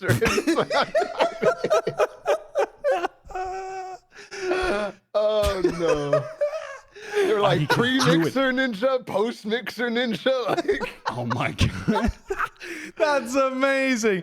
Yo, you heard it here first. TenZ to time in. Listen, Danny, I think, stepped down from time in recently. They have an open slot. It's all making sense. I'll shut this one down because Whitmer is announced as the 5th. Sorry. That's sad. I should have let that ride. All right. A few different things to get into with this, though, in order to kind of appease people's desire for this conversation to occur. Will TenZ stay on Sentinels? So, first of all, TenZ was on loan to Sentinels, and people didn't understand what that meant when it was announced the first time around. And people didn't understand specifically what it meant because Riot's ruling was that people can't represent 2 orgs at the same time, so he had to change all of his shit away from Cloud9. He couldn't represent Cloud9 publicly in any way. But it seems like whatever loan system, whatever contract they had TenZ under for Masters, had him instantly rebound to C9. They did not pay out his full buyout in order to get him for 30 days. I don't know why this needed to be said, but I had people who were in the Plat Chat co-stream saying, no, they've fully bought him out. That's why he's changed all of his Twitter stuff to Sentinels. Why the fuck would you pay a full buyout to get him for 30 days? That doesn't make any fucking sense, does it? How does that make any sense? That's nonsense. I was probably one of the people who contributed to that misinformation. Balla started this. I'm sorry. Well, it just looks so clear in the Riot thing. It said all rights have been transferred to Sentinels. I'm like, true. Shit. Like, they just fully bought him out. So I was like, that's what happened. I could have believed that if it was like a longer term contract for sure. But the fact that it was specifically 30 days, I thought there was absolutely going to be some kind of rebound. Now, they probably still paid a hefty sum to get him on loan for that period of time. No idea what that number is. And also, no point speculating. Don't even bother throwing random numbers in the comments because you have no fucking idea what number that was. There is not even any number you could use from CS of 30-day trials to even possibly come up with an idea there. Jesus.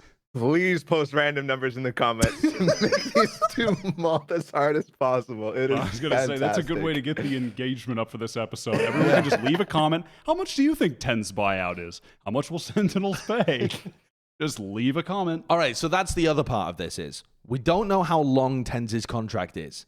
It seems likely that he would have he was already signed to Cloud9 before he came into Valorant.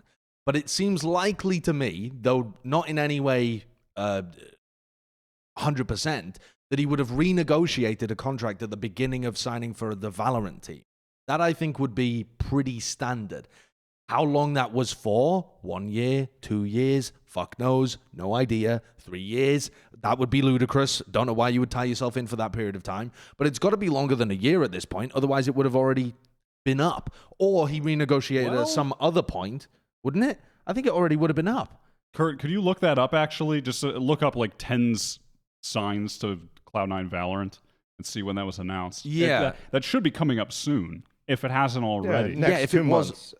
What, sorry? Because it was during beta, probably throughout the next 2 months, because it was during beta, right? Yeah, and it when was the like beta? That was right in, at like, the beginning of April, the beta. wasn't it? May. Oh, was it Beginning of May? April, Well, mid-May. Kurt will pull Oh, it up, right. So we'll see. Okay, fair enough. So actually, I suppose it could be a 1-year contract, in which case it would be expiring very shortly. If it's expiring shortly, Cloud9 would be incentivized to put the buyout at a purchasable level for Sentinels, because they can make bag right now, especially because it's not just that they can lower the buyout and shop him around. They have a specific team that fucking wants him, and he wants to go there as well. April 12th. April 12th. So that's a few weeks from now. It's a few weeks from now. Well, it's like 20 days or something. yeah, it's like It almost feels like it's exactly when the 30 days are up on the loan. I mean, nearly. If you consider that, they probably announced that after he signed by at least a few days, we're looking at like 2 weeks into the future upon the release. To be of this very video. clear, we have no clue if it's a year contract or not. And Just that's to the be point. Very clear. There's no way of knowing, and there's also no Yes. way of knowing, even if it was a year contract, whether he renegotiated in order to bump up his salary but add extra time at some other point. That happens regularly, and there's no way of knowing when it occurred, if it occurred. Pointless speculation, but awesome to do anyway. I think it happened. I think it probably happened. He was really good. Yeah. They probably The other 5-year contract. The other aspect of this is, if you assume that he's under contract now at the moment with Cloud9, and it's, I don't know, 3 months plus in the future, to the point where Sentinels wouldn't want to wait for him to expire, for his contract to expire, they would have to pay some form of buyout in order to get him long term onto the contract, long term onto Sentinels. Fion, I think, is a pretty reliable source. Everything that I've seen him post, it tends to be very reliable. And he said that it was over $1 million before Masters. Now, I think that was set prohibitively high because Cloud9 did not want anybody else to buy him. I don't think that above 1 million buyouts are common in Valorant right now. But again, that's just from the tiny amount of information I know about some other player buyouts that have happened within the scene that were like 10 times less than that. So, but those players are also 10 times less of the player than TenZ is. But it doesn't linearly scale. What are your thoughts on about the situation as it refers to his buyout price? Because Scoots weighed in and said that the salaries and buyouts and stuff are getting ludicrous right now. People were referencing CSGO's Alex, who had a 1.4 million salary plus buyout for that year. I mean, what the hell is going on here? This is wild that we have this amount of money rolling around in the NA scene. Yeah. I don't really have any thoughts. I don't That's know what's it? happening. Yeah, I literally don't know what's happening. I'm just going to wait and see. But I cannot see a world where he doesn't end up on the team full time. But by saying that, Wyatt, you're saying that if his buyout remains at above $1 million, Yeah. you believe that Sentinels are going to pay that. If you think that there's no world in which you think that he's worth that, I think he's easily worth that. I think that's crazy that you would think he's worth that. But okay, wait, let's get everyone's takes first. Not gonna lie. What's The right? 1 million. I thought the figure was low when I first saw that Fion tweet. I was Really? like, really? Yeah. I don't know why. Dude, again, it's just pure speculation, but I just felt like, man, yeah, Sentinels, like these guys, they're gonna do it. I truly believe that. Like, Yeah. I have one more conspiracy theory here. This is still relevant to the Sentinels thing, but Jack is cutthroat, and Sentinels know that, right? They know he's going to jack the price up as much as they can to get whatever. He's a shrewd businessman. Sentinels gets this loan for whatever, however much they pay it. It's short term. They win Masters. They get the value there, and then they're like, okay, there's two things that could happen. His value could tank because we played Masters with him and he did poorly, and then we could get him for cheap, or he could go crazy and his value could skyrocket to the point where nobody else would buy him, and then TenZ is not going to be on any team and not going to do anything. Yeah. That'd be big brain. That's the Sentinels move. The thing is, I mean, they're getting the best player in NA possibly. Yep. To put together the best team in NA. Yep. Maybe the best team in the world. We'll see. Could be the best team. Could be. Genuinely. Reasonably could be. So that and all of the hype that comes with it, getting him on the team being amazing, winning tournaments. I don't see Sentinels falling off for a long time. Yeah. So all of that, and then his personal brand on top of that. He's one of the biggest streamers in Valorant. And with all of this crazy news, I wouldn't be surprised if he becomes the #1 streamer. Honestly, I think. Yeah, I mean, I don't know be. all the numbers, but who's really ahead of him at this point? Hiko, and that's it. Maybe Ninja and Hiko. Yeah, I guess. I don't follow the streams really. But he's got to. I mean, he's up there at the very top, and with all this hype, I think he could probably be the #1 streamer on Twitch. His YouTube is fucking huge. Every video enormous, he gets, every video he uploads is like 500,000 daily, which is really good. Crazy. I mean, his brand is just huge. Yes, his brand is enormous. Yes, there's just so much value in that. They get he is literally the full package. He is what you salivate over as an org. Looking for the like unicorn player who's insane. It's hard to find players who are insane at the game and have a big personal brand. Yes, so that is. Those two things don't come off. Who has Sentinels ever signed that is like that? I mean, the other person that they would sign is the former star player that they had, who is now on suspension because he was the former MVP of the Overwatch League. Had I mean, as applies to the early Valorant scene, he had one of the biggest brands, a large stream. I mean, we're not talking TenZ size. We're not even close. No, right? but also we're not talking like there was a significant buyout to be paid there, or even that large of a. I mean, salary presumably was large to be competitive with the Overwatch League and what he was earning there. But we're not talking like meteoric kind of prices. I mean, my point is like they haven't proven that they've gone for that yet. In my mind, outside of like Bugha in Fortnite, but yeah, there's no like esports value to Bugha. It's just brand for him. That's it. Yeah, there's definitely something to be said about the fact that they retained Bugha for so long now, post World Cup win. I mean, they have to be paying him giga money at this point. And I mean, who else have they? I mean, didn't they? Sentinels had XQC for a while, didn't they? That's true. Yes, they did. No, I wait. don't know what the arrangement. I'm pretty sure there. they did have XQC for a while. Isn't this like new? Okay, no, he parted ways. In 2020. He's on Luminosity now, I believe. Oh, I thought it was the other way around. He was signed to Sentinels for a while. But so they have had some big names. Yes, and retained them. And I think Kurt wanted to weigh in as well, talking about the buyout price as well, because when my opinion, I think, is quite different to a lot of the rest of you guys about the price that I think TenZ should be able to, or rather, it's not. I think it's wrong to talk about it as like TenZ is worth X. It's Cloud9 are selling him for X. This money isn't going to TenZ. Unless he's negotiated like a portion of his buyout going to him, which does actually happen in some esports, but it seems unlikely. Didn't do that. I don't think he would have done that. I don't think he's prescient and has looked that far ahead. When you listen to how the guy talks on stream about his contract, yes, he's keeping his cards close to his chest because he's talking to the public, but he also genuinely talks like, I don't fucking know, I'm just playing the game. Yeah. You know, he's not. I don't think TenZ is a shrewd businessman that would have been involved in his negotiations. He's relying on an agency to do that, and he wasn't even with that agency when he first signed his contract. So fuck knows what the situation is there.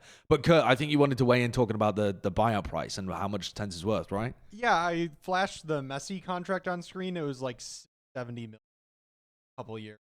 Patrick Mahomes in the article got 50 million for 1 year, and again, those people have insane influence, and they're the top of what they do. And obviously esports is smaller, but $1 million is not much in the grand scheme of things. Valorant is only going to get bigger, and he is only going to get bigger, and he's probably going to stay at least top 3 players in NA, if not the world, for the duration of his career. That's a pretty bold statement, but I don't see anything changing. He's always been good from day one. Yeah. And he comes back from a break to help win a tournament with a team that has been had a horrible situation. Yeah. So I think his value is number 1 in the entire game. I mean, his value is at an all-time high right now, and I would agree he is the number 1 person in the game right now too. The reason that I'm not a huge fan of this level of money being spent right now is that we're still in a COVID era where you can't have mixed region teams, and I think that the potential to find someone TenZ-esque in the future once the world opens up is going to be, okay, the brand value aside here as well. So if you're just talking about the skill level, someone that can actually compete with him in that sense, you're going to talk about being able to pick up people that have no buyout or a £3.50 buyout where you can purchase them for the price of a flump. Yeah. Like actually, like genuinely, if we want to make the comparison at the moment, the most apt comparison, I think, would be someone like CNED in the EU scene. CNED does not have a large audience. Let's not beat around the bush. He's no TenZ when it comes to the fucking branding. He brings you a nice Turkish fan base. The Turks are incredibly rabid and passionate about their own fan base for sure. But he isn't the same size as TenZ. But in terms of the cost for him, it's non-existent. I mean, it's literally non-existent. So I think that at the moment, with how much NA is ahead of every other region in terms of viewership and shit like that, it's created this bubble of NA Valorant salaries have gone up since the beginning of the scene, and the salaries at the beginning of the scene were ludicrous to begin with in terms of the size that it was, and all of the viewership increases only inflated all of that stuff as well. These buyouts are like CSGO size buyouts. The game is not CSGO yet. The game simply is not. It's not even maybe on trajectory to be CSGO. Like it looks really, really promising, but in terms of like million viewership majors and shit, I mean, you don't know it's getting to that level. You don't want to be spending the money now, do you? I don't know. That to me is like, his value is at a peak right now, and it would be a huge get. But it's also outrageous amounts of money to be spending at the beginning of a scene. I mean, I think what Kurt was saying, though, is very important. And in what you're getting at now is how much do you weigh the future of the game? What do Sentinels think the future of the game will be? Because at this point, I think the game looks very promising, not only as a competitive title, but in a more mainstream way as well. I didn't expect to see such a mainstream interest in a game like Valorant. Trending on Twitter.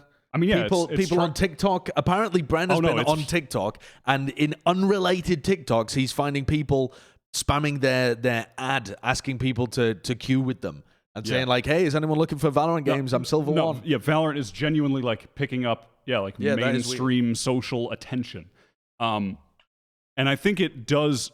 Those are signifiers that it does have the potential to be that million viewer major game, because I think that they've succeeded in the branding of the game in that it can reach a wider audience. Given the look of the game, the diversity in the agents, the characters within it, the appeal of it is just wider. The appeal of it is also more family friendly as well. Yeah. I mean, there are a lot of angles where the game can be more widely broadcast and distributed, but also is an easy viewing experience. My mom started watching the games, and she knows what's happening. Yeah, I'd like to. She likes FaZe Clan. Does she? Yeah. Yeah, she watched the. She's like, that baby bay is so funny. I hope FaZe Clan win. That's amazing. Man. Of course, your mom likes the. Go on, Balla. It's kind of funny too because like, TenZ doesn't actually have yes, of course, his brand is big. He has appeal to a wide audience and whatnot. But like, when it comes to like personality on broadcast and stuff like that, he's not going to be that guy. Oh no. He ain't doing team interviews for them. Yeah. Leave that to Dapper. Leave that to Dapper and Shazam. Don't put TenZ in front of the interview cam. But yeah, you're right. It is his brand is about him being the best. Yes. I also wanted to bring up another point, though, which is that when people make the comparison to... Everyone always uses the Cloud9 CSGO example because they're the only team in CS that has publicized their buyout sizes and their salaries, which I, again, want to give huge credit to Henry G for making that a thing in esports because it makes these kind of discussions way better. Like, it's not just like what you're saying, no info, shut up, move on to the next topic. At least in CS, at least, there's points of reference. there are points of reference, and that makes it somewhat applicable to other esports and like Valorant too. The crucial thing that I wanted to bring up though is that when you get somebody like Alex for CSGO, you can entice them into a long-term future. If you pay a $1 million buyout for a CS player, you can probably reasonably lock them into a 3-year contract at this point. The game is stable. People know what to expect. People are planning for their futures. The game is not changing and skyrocketing in terms of salary sizes and stuff like that at the moment. Valorant, it's not. If you pay a $1 million, $2 million maybe even, if the price has gone up for TenZ, buyout for him to join Sentinels, are you going to convince that guy to join a 3-year contract for Sentinels? I think TenZ would be insane because whatever salary price he gets right now, he has no idea what's going to be offered in 2 years. You don't even know what's going to be offered in 1 year from now. So if I'm TenZ's agent, there's no way I'm accepting a multi-year... Okay, maybe they could squeak 2 out of him, but I think even that would be ludicrous. You don't know what franchising options are available in the future for Riot. You don't know what the circuit is going to look like. You don't know what the viewership is going to look like. How do you justify a $1 million plus buyout for a guy if you can't lock him into a multi-year contract? That, to me, is like outrageous expenditure for 1 year. A buyout is typically you just transfer the contract, right? So you don't have to worry about that. Now, I don't think so. I think you normally renegotiate, don't you? I don't know. I don't know. I mean, I assume that there would be a renegotiation portion because if that wasn't the case, then who the hell knows how long Cloud9 have got him for? Presumably, they haven't got him for an eternity or until he grows old and withers. So I think the same. I don't know. It's Cloud9. Like I said, they're cutthroat over there. True. Jack's like, look in the mirror, TenZ. You will have wrinkles and grey hair by the time you leave. You're not going anywhere. Yes. You will make me one YouTube video per day for the rest of your life. I think I agreed with like the original, your kind of original take, Sideshow, which is like, it's probably a bad long-term play for Sentinels to sign him at a ridiculous buyout, right?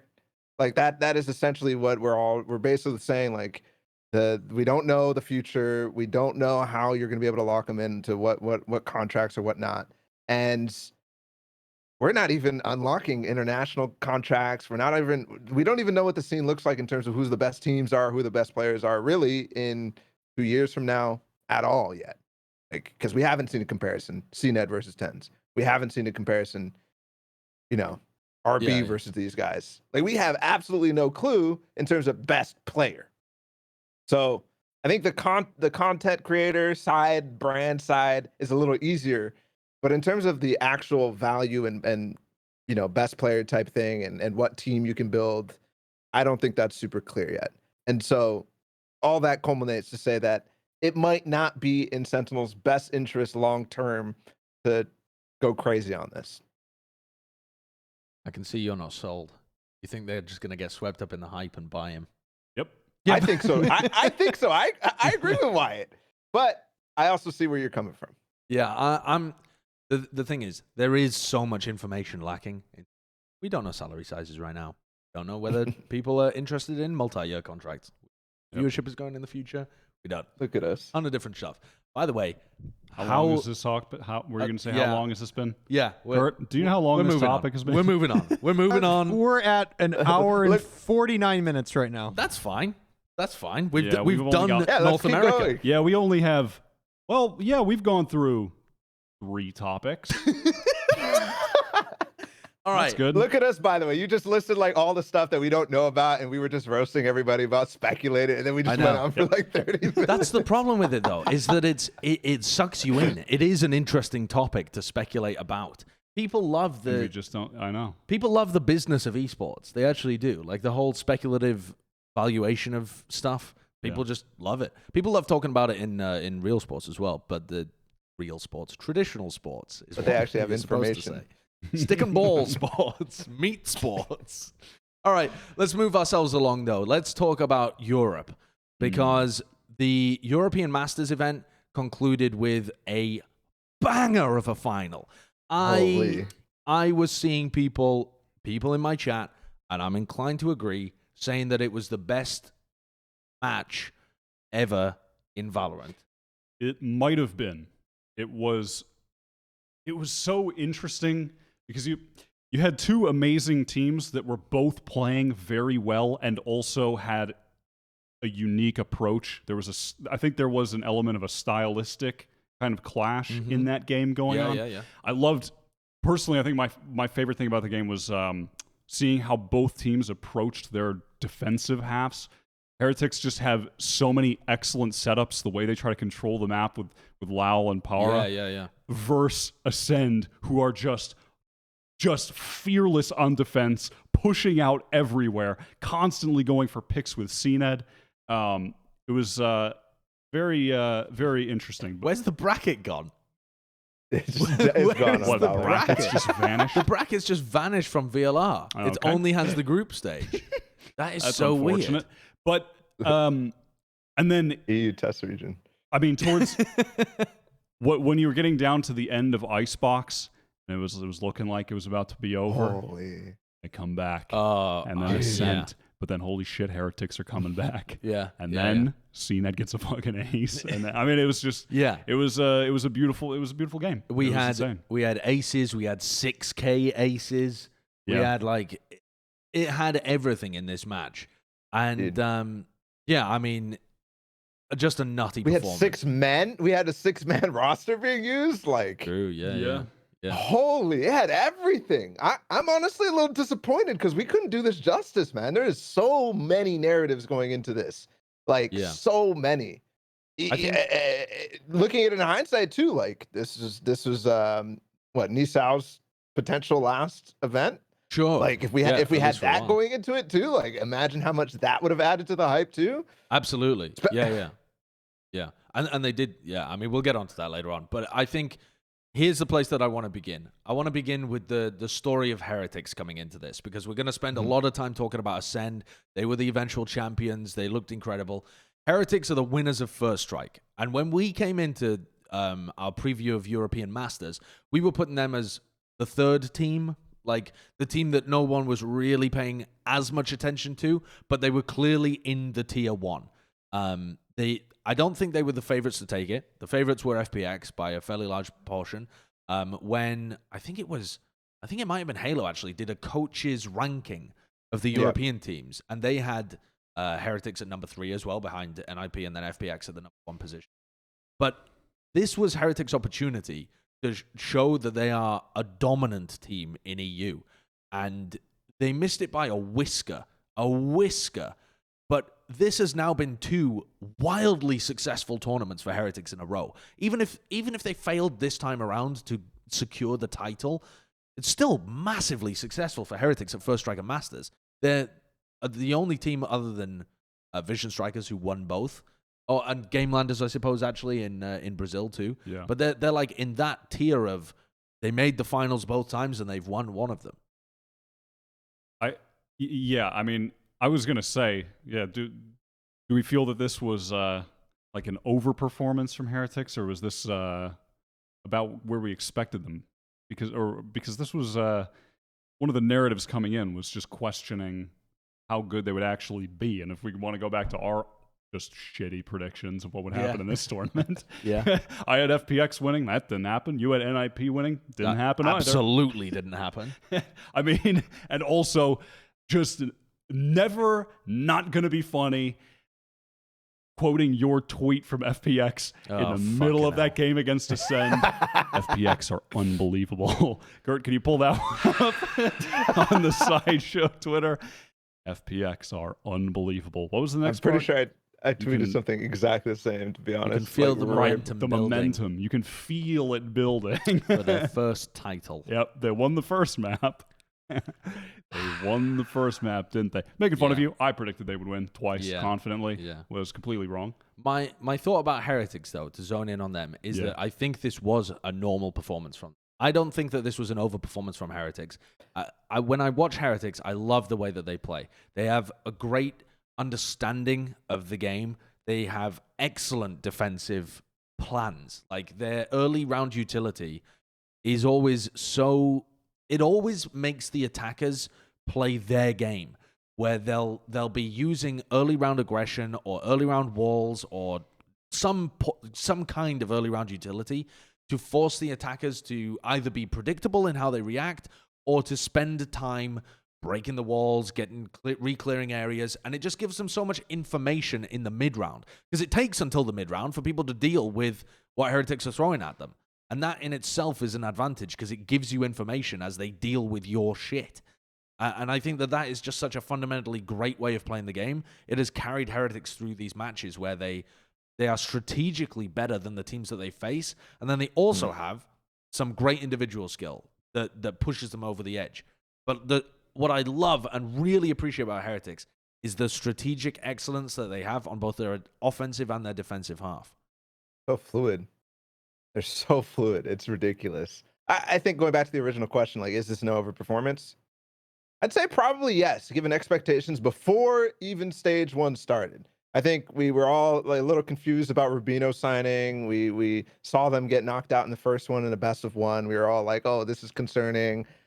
But once we saw them in groups against NIP, against Ballista, it just looked like they were the same old Heretics that we for sure expect to do well. So I don't think it was an overperformance then. And I don't honestly think that this was even a bad final for them. I just think that we have a stacked top of the level EU lineup, like more than any other region. This region is stacked. So I think it's all good for Heretics. All good. Yeah, I think moving forward as well, if we do want to talk about nieSoW not being with the team, sure, I still think, I mean, despite him being an excellent player and having to lose him from the starting roster, I still have full confidence in the team moving forward from this point. Both in terms of what they bring to the server in regards to team play and how they actually approach the rounds with a plan, but just individually based as well. Like, Nookie was just a freak this whole tournament. He was. Nookie was insane. He was making an argument for the best duelist in Europe, and then CNED came and just played even better. But I think... It's unbelievable that anyone played better than Nookie. It is. Over the scope of this tournament. He was ridiculous. He was ridiculous. Insane. And Lowell had, I mean, just another string of excellent games on Sage. And when Rubino was playing, he was a solid player too. So I have a lot of faith in them moving forward from this point, despite nieSoW having to step down. Yeah, let's talk a bit about the nieSoW stepping down aspect too, because that's something that a lot of the community's been hopping on board, and they love to cook up drama about everything too. I mean, look at Nookie and nieSoW. And nieSoW had a fantastic Masters in general. He has specialized to play duelist for them now. He used to play the Sova for them as well, but he's specialized to just play on Split and Icebox, where they run double duelist composition. And he plays the Raze, he plays the Reyna. He's very, very good. He's getting opening picks for them all over the place. But it's been known for a while now, and it's the reason that they had a 6-man roster, that he's dealing with some personal stuff, some family issues. They've never gone into more specificity than that, but... They don't need to. Yeah, exactly. There's no reason for them to. He's dealing with some shit, and they've needed to, like, slowly kind of wean him off the team, I suppose. Yeah. And they already knew, the Heretics coach, Tani, posted a tweet longer today saying they already knew that nieSoW was going to take a break, and kind of it had already culminated before this Masters event.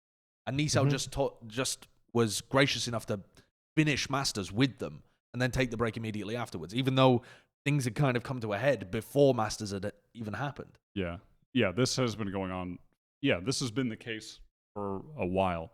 I believe that both of us at a different point had spoken to Coach, and he had said the same thing months ago as to why stepping in and they're only playing some maps. So this is not some new thing to those looking for the worst in every situation out there, jumping out the window, God, man, and accusing. And just shut the fuck up. Yeah, seriously. Like, what are you doing? That's another one of those situations. Put down the keyboard. Time to go outside. Time to take a little walk and come back to the computer later. Yeah. The reference there is a lot of people have believed that nieSoW's been cheating for a while because he's been banned from previous games. Even that is like the evidence for it. It's allegedly he was banned from a bunch of games. In reality, he might have only been banned from one game, and it may have even been a manual ban, unknown. There's a whole meme about people's cousins because his cousin is a cheat developer, and so that put additional scrutiny upon him. I've never seen anybody who has seen anything fishy from nieSoW in games or like has any evidence to believe that he's actually cheating. And there's a massive amount of people that have taken this nieSoW taking a break and have taken the least sympathetic view possible and just gone, oh, he's land dodging, classic. It is very disrespectful to him as he's a person. Yeah, it is incredibly disrespectful. Yeah, it's just shitty. Like if the guy's actually dealing with real shit at home, which you have to assume that he is. Like you just believe it. Yeah, it's just ludicrous to go through your life believing that everybody is lying to you. And I've seen a bunch of people saying like, "It's so naive to just believe that he actually has family issues." You ever had a family? People have fucking issues all the time. That's not naive to believe that would crop up for a pro player. Now, especially in this time, like, come on. Like, there's so many people. Of course, we've already seen tons of other people have various issues with their family. Not saying that it's related or similar in any way. We literally have no information and don't need any information. But just approach the situation with some sympathy. I could understand if there was like, if Riot had banned him for cheating or something, or given him a probation and then he comes back and he dodges the line or something. None of this has happened. It's just wild accusations based on someone's past that are now being used to like to accuse him at one of his weakest times while he's actually taking a break. It's just shitty behavior. Yep, and it just perpetuates this nonsense that we see in Twitch chat whenever he's playing. It's actually unbelievable the amount of copy pastas that are completely just factually incorrect and based off of speculation and wrong facts, and people believe it because that's all there is to look at, and they don't look any further. They don't try to find context. Ridiculous. It's absolutely unwarranted and shouldn't happen. And I'll also actually super disappointed that it does. Yeah, I'll also put things in a different perspective too. If you go through your life believing that everyone is lying to you, everyone is cheating, you're gonna have a fucking bad life. Like you're gonna hate your life. It's better to think positively about people and occasionally get burnt than have the cynical worldview that just everyone's fucking cheating. Cheating is rampant. I'm losing all of my games because of cheaters. I'm fucking mauled in. Like you're gonna hate it. If you follow the scene and you believe that many top players are cheating, you're gonna hate watching the game as well. You have to approach it from the point of view of, even if some people might be cheating, wait until the proof is put out. It'll make you feel better. It'll make innocent people feel better that they're not being randomly accused all the time. And it'll make you feel better when people actually do have evidence for it, because then you can go fucking wild. You can go wild on Twitter. If Riot actually finds that someone is cheating in the scene, God, you little anime avatar people can come out and go, fucking knew it! I knew it! And you'll feel so good. You'll feel fantastic. And it'll be even better because you haven't been tweeting it every single day. Just imagine the serotonin surge in your own body. God. Remember when Fox got banned? You guys remember that guy in the semi-amateur pro scene in NA? He was like a Fortnite player, converted over. All those guys, like Twyfo, all of them knew him. Oh. No. Got I banned didn't for see that. cheating. It was publicly posted on Twitter by the Riot guy. He's like, yeah, well, you shouldn't have fucking cheated. That was such a good day on Twitter. Oh my God. I'm just reminiscing. It's just so beautiful. Yeah. But in these kind of instances, be more empathetic. Tactful, man. But by the way, nieSoW isn't permanently leaving, apparently. Taking a break. I don't know how long the break is going to be, but presumably he's going to be back at some point. And yeah, I mean, the guy's a sick player right now. I mean, I'd love to see him at LAN, and everyone would love to see him at LAN as well. So everyone should want him to come back and play. Yeah. So, yeah. One more thing. This is kind of irrelevant to the topic, but on the 6-man rosters, given the situation that unfolded, you can imagine a couple other teams who made roster changes before Masters and Challengers, like 2, doing a similar thing. Like, can you imagine a world where 100 Thieves, for example, doesn't fully drop Dicey? They prepare on a couple of maps with Ethan, and they make Dicey the superstar that pops off on the other 2 maps, so that they can be prepared for a situation like this. Yeah, yeah. I And don't then know. It's everyone's just like, interesting to think Dicey's a land dodger. He's fucking cheating. Like, how stupid is it when you apply it to every case? It's just stupid. Yeah, ludicrous situation. Anyway, though. Ascend? Yeah, let's talk about the run that Ascend made, because my God, what a run! I don't think they were called Raise Your Edge when they came in originally. Yeah. They weren't allowed to play under that name because it's the name of a poker site, and so it's like not allowed. And so they Raise Your Edge, I think, made like a shell company or something called Ascend, and that's now the like org that they're playing under, which I think is just fucking hilarious. Anyway, and yeah, they people knew they were a good team, but people didn't think they were in the tier 1. As far as I can tell, I don't think there was anyone who really thought that they were like tier 1 material. People knew that CNED was tier 1 material, but had never quite accomplished it before in other teams. But yeah, this team went on a bonkers run. Can you bring up the bracket so that we can take a look of the group stage games that they did? Because Sure, yeah, the group stage. Yeah, the group shows stage. up. Because when we last did a EU Masters recap, we were only halfway through the groups. We'd actually just seen them lose to NIP. And to recap for anybody that forgot what we talked about last week, Ascend probably should have won that series against NIP the first time around.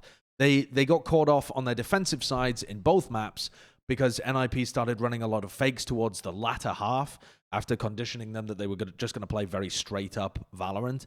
And so Ascend started winning a lot of the first of their defensive rounds. You can see on Ascent here, they win the first 4, and then NIP just got the ball rolling towards the end. And here as well, you can see that towards the beginning, they're playing very well, and then towards the end, this time the roles were reversed. NIP like clawed back a lot of rounds towards the end, and it felt like it was a little bit of a choke from Ascend, but also NIP kind of making the right adjustments towards the end of the game too. But I did think there was a very strong chance that Ascend would win in the rematch, and that is in fact what happened. Yeah, definitely. This is like... No, go on. Sorry, go ahead. I was just going to say, like, this feels like, to me, almost identical storylines to what Heretics went through at First Strike, right? It was like, this team, we don't really know who these guys are. We know that they have a pretty good record when they've started playing, and they've beaten some pretty good teams, but we don't really know. And then they come out of nowhere and just absolutely dominate once they got to the playoffs. And we're talking about this NIP game, but let's set the stakes a little bit here. After they lost to NIP, they were a game away from elimination. A game away, and they go on to win the finals. Like, that is just awesome to see, number one. And the way that they did it too, to rematch against NIP, and then to go on beat Guild, or was it Guild? No, they played FPX. Yeah, they played FPX. So they didn't they did not have an easy run of things whatsoever. Could you just go back to the Ascend match page there? Because, my God, take a look at the teams that they've beaten on their run through. They beat Rix, who beat Liquid, and they look like a pretty decent team, actually. Even that match, with the benefit of hindsight, is even more interesting, actually. They beat Vitality on the way, who have... Okay, they've been in a slump, but they're a decent team too. So they beat a bunch of decent tier 2 teams. I would even put OG in that same bracket of like decent tier 2 team. And then after that loss to NIP, where they should have won, they ran the gauntlet. They beat every team that was considered tier 1. NIP, FPX, Heretics. They didn't get a chance to face off against Guild or Diffuse, but the true like people that were expected to win the tournament, they beat them all. Yeah, and what I appreciate is they have a bit of a different look than the other EU teams. They play with a bit more. They play with more gusto. They have a lot more. They've got the fuck you energy when they play. They do, yeah. And I appreciate it. That's because you can feel it. You can sense it in the gameplay. They don't get at least so far from what we've seen. There was not a point in those games where they ever looked shaken. They never really deviated from what was making them good. And I appreciate that, especially from a team that is rather new. I mean, they've only been playing for a couple months since the beginning of 2021, and they've already made massive strides, obviously. And just in this, if we want to talk about this game against FPX, I mean, this had to be the most unexpected result of this tournament. I think. Yeah, it absolutely had to be. One more thing. Did they actually, before we move on to talk about this specific match, did they actually only make it through Challengers 3 from the round of 128? They started fresh basically in the open qualifiers, and they go on last second chance to qualify and make it all the way here. That's crazy. So. Yeah. They didn't qualify by Challengers 2. No. I'm pretty sure no other regions were like that. It was the teams that qualified in Challengers 2 that were the best. No, that's crazy. Yeah, that is true. I suppose so. That is the case. But I think that highlights how much of a kind of a run this was from Ascend. Exactly. I don't think it's necessarily the case that they were like primed for this win beforehand, but that they stepped the fuck up at the right time. And that is absolutely what you need. To drill into this game though, Ascend had just come off the back of shit stomping Ballista, who were another decent team that they came up. They beat them like 13-1 and 13-3. Yeah. They actually just plowed them. Yeah. And then they go up against NIP and make all of the right adjustments. NIP are looking really, really weird, but we'll get onto them later on. So they come into the FPX game and you're like, all right, this is a dangerous team. But FPX are FPX. They're going to deal with them. Surely not, right? Surely not. They're going to be fine. They're unbelievable. First map. I want to set the context for why I tweeted that I thought FPX was set up for a title. Because the first map, if you can find the score or clips of it or something, was a 13-7 shit stomping. And I want to go through the maps to begin with. FPX's weakest map recently has looked to be Bind. And so I was confused as to why Bind was even let through the map pool in this sense. Because if you look at the comp that Ascend use, it's this extremely dangerous Sky, Viper, Brim, Sova combination that a lot of teams in Europe have started using. Ever since Fnatic came up with this idea, it has spread across a bunch of different EU teams. And it looks like, I'm going to say it looks like the best Brim comp, the best Bind comp. It just is so good for that map. It uses the teleporters super well. It's great at being able to take showers and exec onto sites. And you can play it in a range of different ways. You don't have to play it like super tactically like Fnatic. This team actually plays it pretty straight up. They're just doing a lot of like 5-man hits down short and then CNED ops on defense. It's really cool to watch. So I was worried for FPX going into this Bind game. They come out, they clapped Ascend. They clapped them. I could hear the booty cheeks rustling from where I was sitting watching the game. They were getting annihilated. And it was... FPX were outpacing them in terms of the individuals. Zipan was just shitting on them whenever he was taking 1v1s on the defense. They had a hard read of what Ascend wanted to do. They looked tactically weak as well. Nothing was working for Ascend. I get to the end of that map, and I'm thinking, this is it. FPX have just won the map that they should be favored on the least in this series. FPX are amazing at Icebox and Ascent. It's a fucking done. It's done, mate. Tie a ribbon on it. Put a fork in it. They're done. Ascend are out of here. I put out my tweet. I changed the course of history. Little did he know. He didn't have the critical information. I did not. I absolutely did not have the critical information. With hindsight, I think looking at this game, though, at the very base level of analyzing, in this Bind game, Send came in. They looked pretty cold. They were not they weren't really hitting shots. They weren't really the firepower. It was the firepower. The firepower was not there. They weren't hitting shots. And then towards the latter end of this game, they seemed to start turning it around. You saw CNED kind of start to finally get activated. He was making some plays with the op, but it was too little too late. But then going into the next map, it felt like, okay, both teams are awake at this point now for Ascent. Ascent is...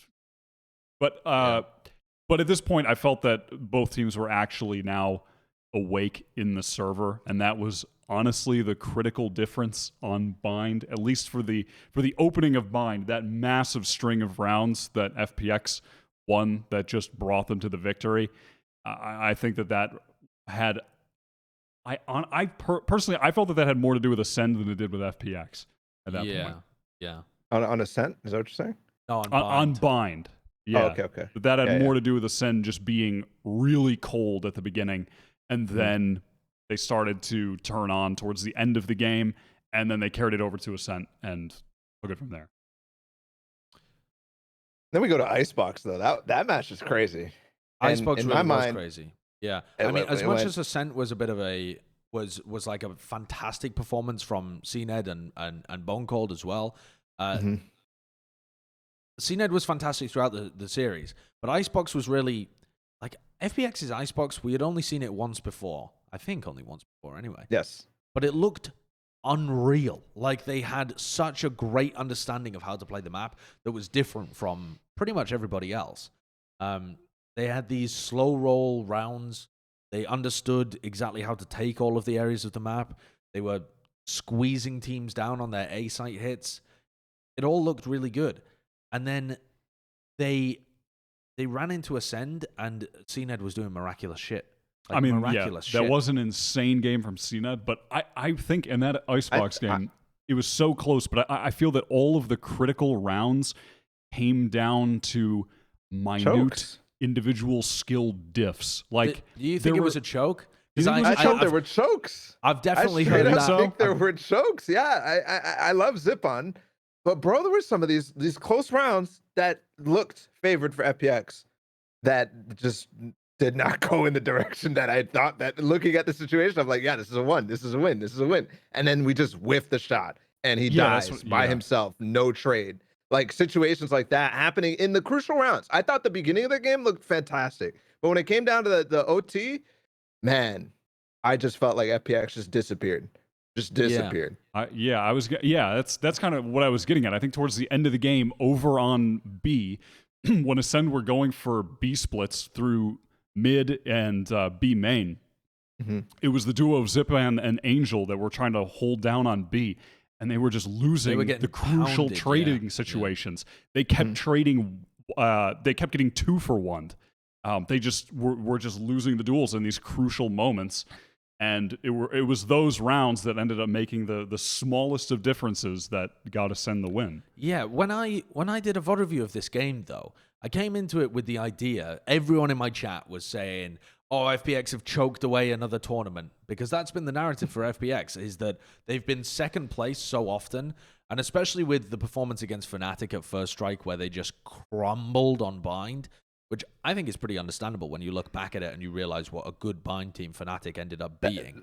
That also like adds so much cool context to this too, because that was the time where really that comp that you're talking about, the Sky, Sova, Brim, Viper thing, that was FPX at first who was running Viper on Bind, right? And then they stopped playing against Summit FC in the finals of First Strike because and they got stomped because of it, and then they come out swinging against Ascend on Bind. That was really cool. But sorry, go ahead.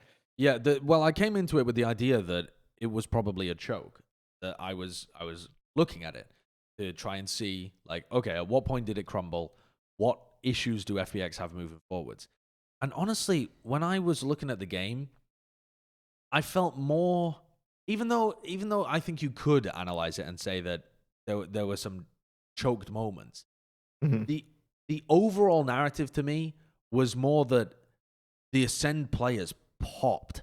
And I think that, like, when it comes down to duels that are being taken and being forced by Ascend, they play a very different style to the other EU teams. They want to force duels to happen. They play with a Jett, they play with a Reyna, they like this kind of shit to happen. and they were forcing duels to occur, that I think FPX may have been favored, but at that point, when you're trying to just hold an angle down B green on Icebox, I don't know what... They weren't favored to the level where I feel confident calling it like a choke, that they were losing those duels. I don't think that they were favored like massively and ended up losing it in the same way that they were when it came to First Strike. So I don't know. When I watched this match back, I got the impression actually that it was Ascend popping off. And if they had not been at such a great individual level, they probably wouldn't have won the games against FPX and Heretics.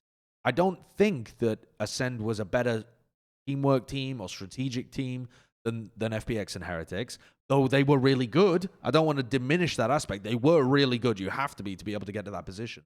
But I think what pushed it over the edge was this guy was that FPX were not. Yeah, I mean, this round actually was silly. But FPX were getting beaten in situations where they wouldn't normally get beaten, and by the team doing crazy shit. Like, Ascend were doing crazy shit. Yeah. I can't wait to watch this back. I felt like, that's why I said I felt that in the crucial moments, there was a skill diff.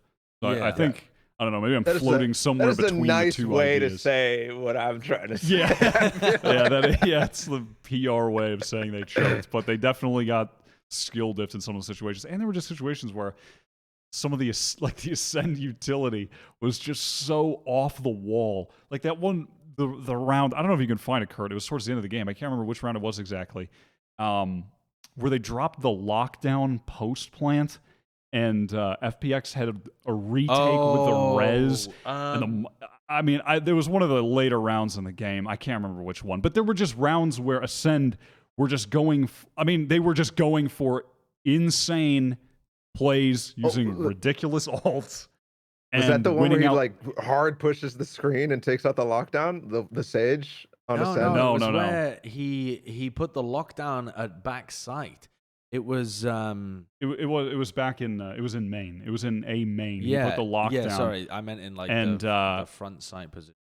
Yeah, and FPX came in with like a 3v2. They got a res, and I mean, my point just being,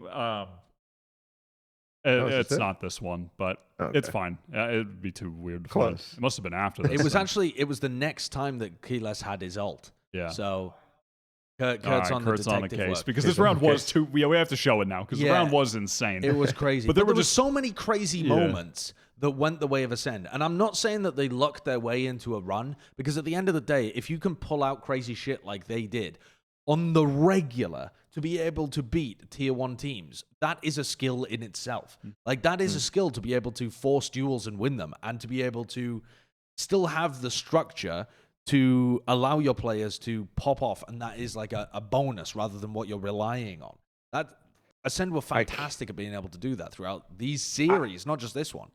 I honestly want to rewatch this game just to reevaluate because you're saying some stuff. I also just want to rewatch that game, because can we just say for a second that the way that EU plays Icebox is so much damn more fun to watch than any other region. I agree. These Viper walls that they're coming through, like the post-plant utility, it comes down to the last second. The Sky usage, they're using Sage like everywhere else. It still, adds that value. Dude, it is just so much better. This is twice now, maybe even 4 times. We've seen the Viper mirror in EU, even in Masters alone. We saw that G2 Liquid game in Red Bull. Oh yeah. Icebox EU is just gorgeous. Bro, is this if the he has his ult, round? it is towards the end of the round, Kurt. It would be the post plant if this is the round where he has ult.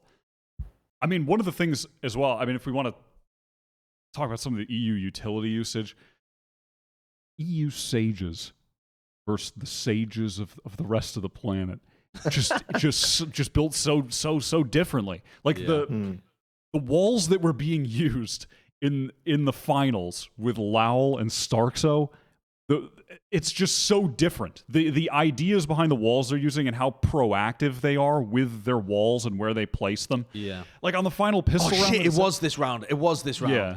Yeah, because they get Zipan into Nest. And this, I think, actually is where there's evidence of choking happening too. Because this was one of the rounds that I thought was one of the biggest examples of a choke that I couldn't just right away. And so, yeah, this definitely plays into Balla's point here. Look at Zipan in Nest on A. And these guys are trying to end A. So they have Xiao underneath, kind of baiting for Zipan. He's going to play the close angle. He's covering for him on both sides. Gets the opening kill, and then Xiao drops away. And that means no one's going to check Zipan. Zipan goes forward, gets one kill, and then he just wide swings out instead of waiting. There's 20 seconds on the clock, and he doesn't try and buy time. Shadow tries to spray down the turret instead of Keyless. Keyless gets his ult up here and puts the ult in backside. And you've got a 3v2 situation in favor of FPX, I think, isn't it? Yeah, after the res comes through. They put the lockdown, and there's a molly in front of them, and they just don't know what to do. They're trying to push the lockdown, but there's a molly in the way, and they just don't know how to deal with it in this instance. Oh, Avast is back. What do you think about that? I made it. I jammed myself in during your tangent there, as you were ranting. You were ranting over the icebox play. I superimposed myself over Balla. I just threw myself on top, and so I just vaporized him during the moment. So he didn't even get to see his reaction. Spot, bro. I was just holding your spot. Yeah. So I got my internet back. I'm back, everybody. Nice. Hello. Nice. Looking handsome today, Avast. What were you doing? Were you doing? I wasn't doing anything. You're doing your makeup. You're doing your hair. These are You're looking carrots. good today. I wasn't doing anything. I woke up today and the internet was out, and I was like, "Oh, that's strange." So I called my internet provider, and they were like, "Well, it's going to be back at approximately 12:30, and it's now 12:41." So they're around right. They were I would say they were roughly right. So yeah. Like the Balla just dies whenever you go. Whenever we come back, he just vanishes. What's going on? Is Hastor taking you out for dinner later or something? No, this is just well, I had to go out. I have to go to the office later though. I do have to go to the office later. We have to do some work today. Have to show up, into the salt mines, as they say, labor away. Yeah. Well, you're looking good today, kid. I'm afraid you've missed everything that we're talking about with North America, but we're talking about Europe right now. So well, that's fine because I watched Europe as well. Nice. Okay. So I always watch Europe because I know we have a European simp, so I have to be up to date, or else I won't be able to participate in the conversation. Exactly. So we were just talking about the EU, the Ascend FPX game and the choking versus just stick play from Ascend argument. But then, I mean, surely this narrative then carries on through to the final, though, right? Like FPX are getting a telescope on them, a microscope. On them for choking, because that's the narrative that has been built for them in the past. But in the BO5 final, they lost in as close fashion as FPX did. FPX were ahead. They looked like they were going to win.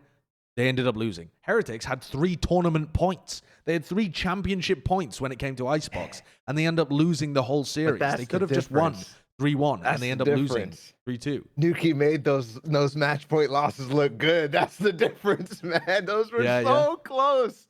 He was literally so close to ending those. There was that defuse. There's the one where he just misses the last kill, but oh my God, it was moments away from being a 3-1 series and Heretics walking away.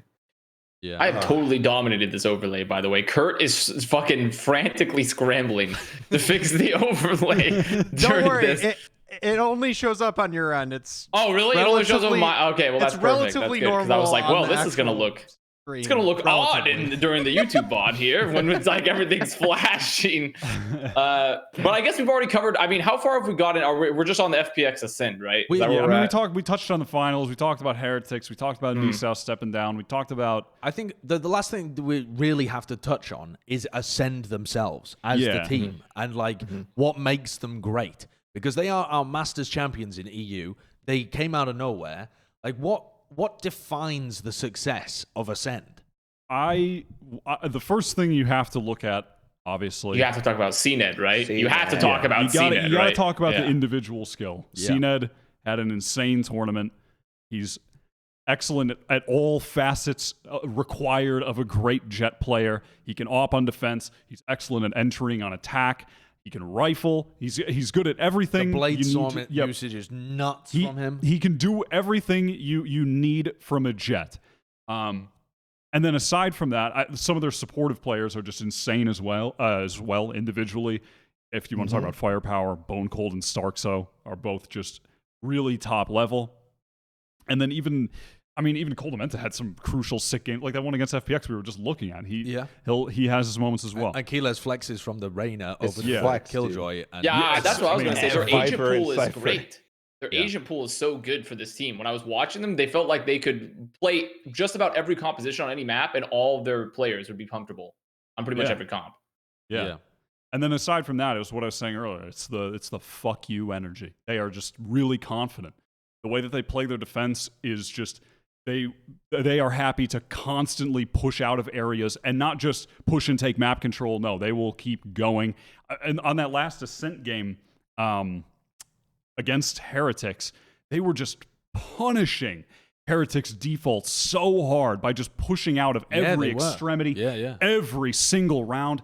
Totally fearless. They would just swarm around the Heretics default clump that was either at B or A main every round. They're just so willing to play aggressively to the maximum extent against these top level teams. Even when they're down maps, it looks like they're going to be eliminated. They are just oozing confidence. They remind me a little of a better version of FaZe. Especially when I watched that final map of Ascent against Heretics, because the confidence levels with which they were happy to push out on Catwalk, push out on mid, push out Gelato, and just take fights with their Jett and with their Reyna. And it's valuable, especially in a region like EU where most teams are very respectful. Like there are disrespectful teams at the tier 2 level who have ridiculous firepower. I'm thinking about people like Ballista, for example, who came into this tournament, but they don't have a lot of the teams don't have the fantastic awareness of what their opponents are doing, and it's not like based on information that they get elsewhere in the map. Like when Heretics would pressure one area, the other guys on Ascend are just beaming it out of another different part of the map, and they know that if they run into one person, they have like a 50-50 chance of overwhelming them with the Reyna or with the Jett, and they'll just be able to push through. I mean, maybe more than 50-50. You might be favored in some of the situations where you're pushing into them. And it's that level of confidence just really gets enormous value for them. And they play extremely unusual comps compared to the rest of EU. I think that's what really, to me, gives them a huge advantage, is that I feel like what you were saying, Avast, like where they can play anything, kind of actually gives them that edge where you don't actually know what they're going to play, right? There's some situations where it's like, are we really sure if they're actually going to go full on for this? And how does that change what we do? I specifically remember like talking to some of the FPX guys at First Strike and how they were actually picking against what we expect from Summon FC in that semifinals. And I expect the same thing kind of happen in these games too. I expect that some of the picks that Heretics had to make were because they expected Ascend to go for certain things. I don't know if there's anything specific, but I mean, they just having that Reyna. versatility.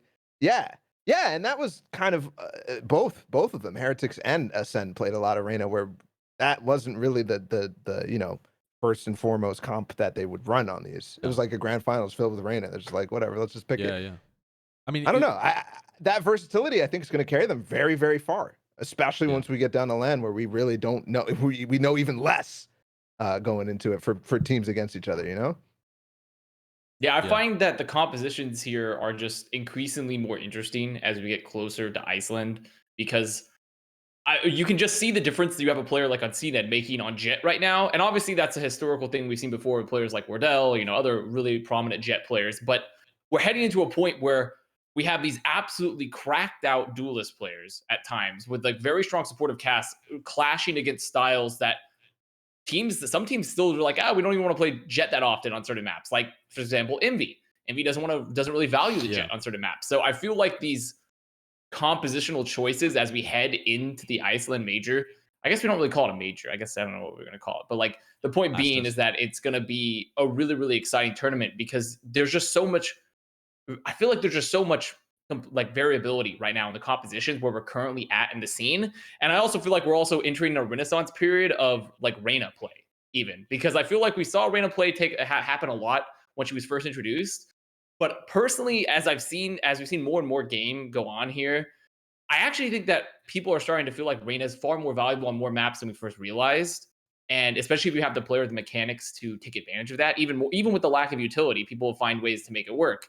So we're really going to see like a clash of styles, I find, at ISO. But all of the examples that Kurt is showing, all of the examples, like the CNET example where he got 2 kills previously too, they're all based around Heretics trying to control the map on an offense and Ascend pushing out, disrespecting them, and finding holes in their default. Yeah. And then just being able to get behind them. But the pace at which they get behind is so unexpected. Heretics have no idea that Boneko could be behind them right there, or CNED was behind them with knives around before. Yeah. Because that's not how EU teams play, and that's not even how the aggressive EU teams play. They don't play with that much pace. It's Schmiegen in EU. God, that round was so nasty. I think that we're really starting to compare everything to FaZe these days. Like, oh, these guys are Schmiegen, these guys are Schmiegen. I feel like every EU team that I watched this season, there was like, oh my God, this is FaZe. Like Ballista, I think that is fair in some senses, but I don't think it really is fair here in the Ascend case, because I think we kind of said that they didn't necessarily have the highest team play between of the teams that were playing in those matches. But in reality, I think that if we look deeper, if we watch those games back, I think we'll see that a lot more. Like even that last round we just saw, like they just created a nice double peak crossfire swinging on the last guy in a tense situation where he just got 3 kills. Like these are the types of things that no other teams God damn it. These are the types of things that no other teams are really, really comfortable yet at overall.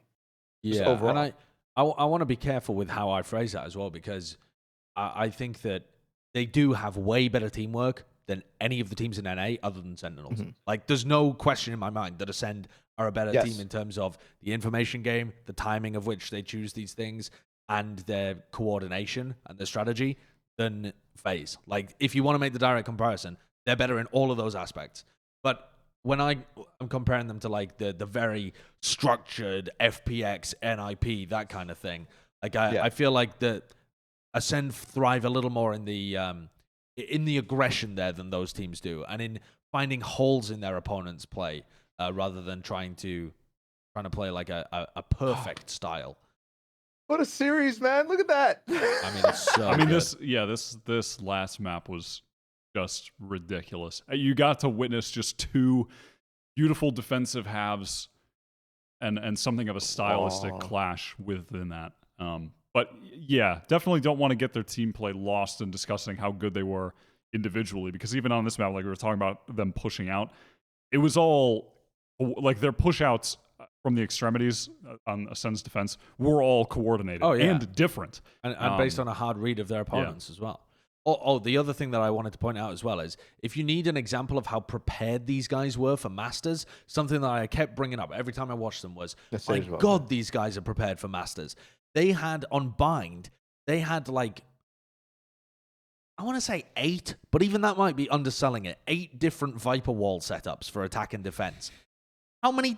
The next best team at playing Bind. I mean, if you want to use the perennial example of like Fnatic, but even if you want to go to other teams that play Viper, they have like 2, maybe, or maybe 3. If you want to say they have like 2 attack side and 1 defensive or something, they don't. Generally speaking, the theory with Viper has been put your Viper wall in the same place every round so it's not a tell. And Ascend are like, fuck you, we'll use like 9 different setups so you can't even tell what the hell we're doing. And they had so many different setups, and sometimes it would mean that they had a really great set idea of what they wanted to do in the round, and sometimes it just meant, no, we're just throwing the Viper wall there. And that, to me, screams that they did massive server time coming into Masters, and they were so prepared, and the bounce back to lose to NIP, to winning against NIP, all says that these guys are not just fraggers, they are really intelligent players as well, and they understand how their team works. And I can tell you that there's no other team in the world that understands how their team works as well as they do, because no one else plays their style.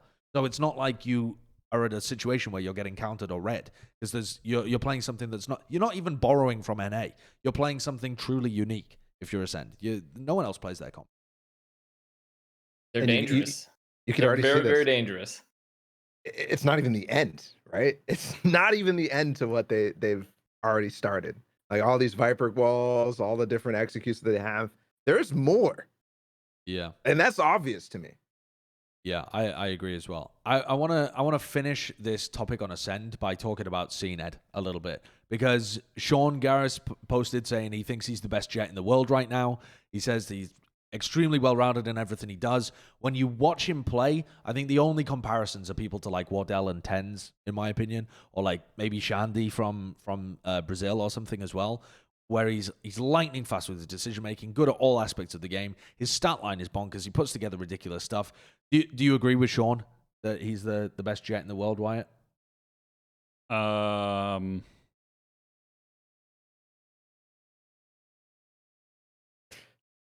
No, because some people I was talking to as well said he needs to do it in more than one tournament, but it was over a hugely extended tournament that he went through Challengers 3 and Masters. He's definitely in the conversation. I think that's an easy place to begin that everyone would agree with. Yeah. Yes.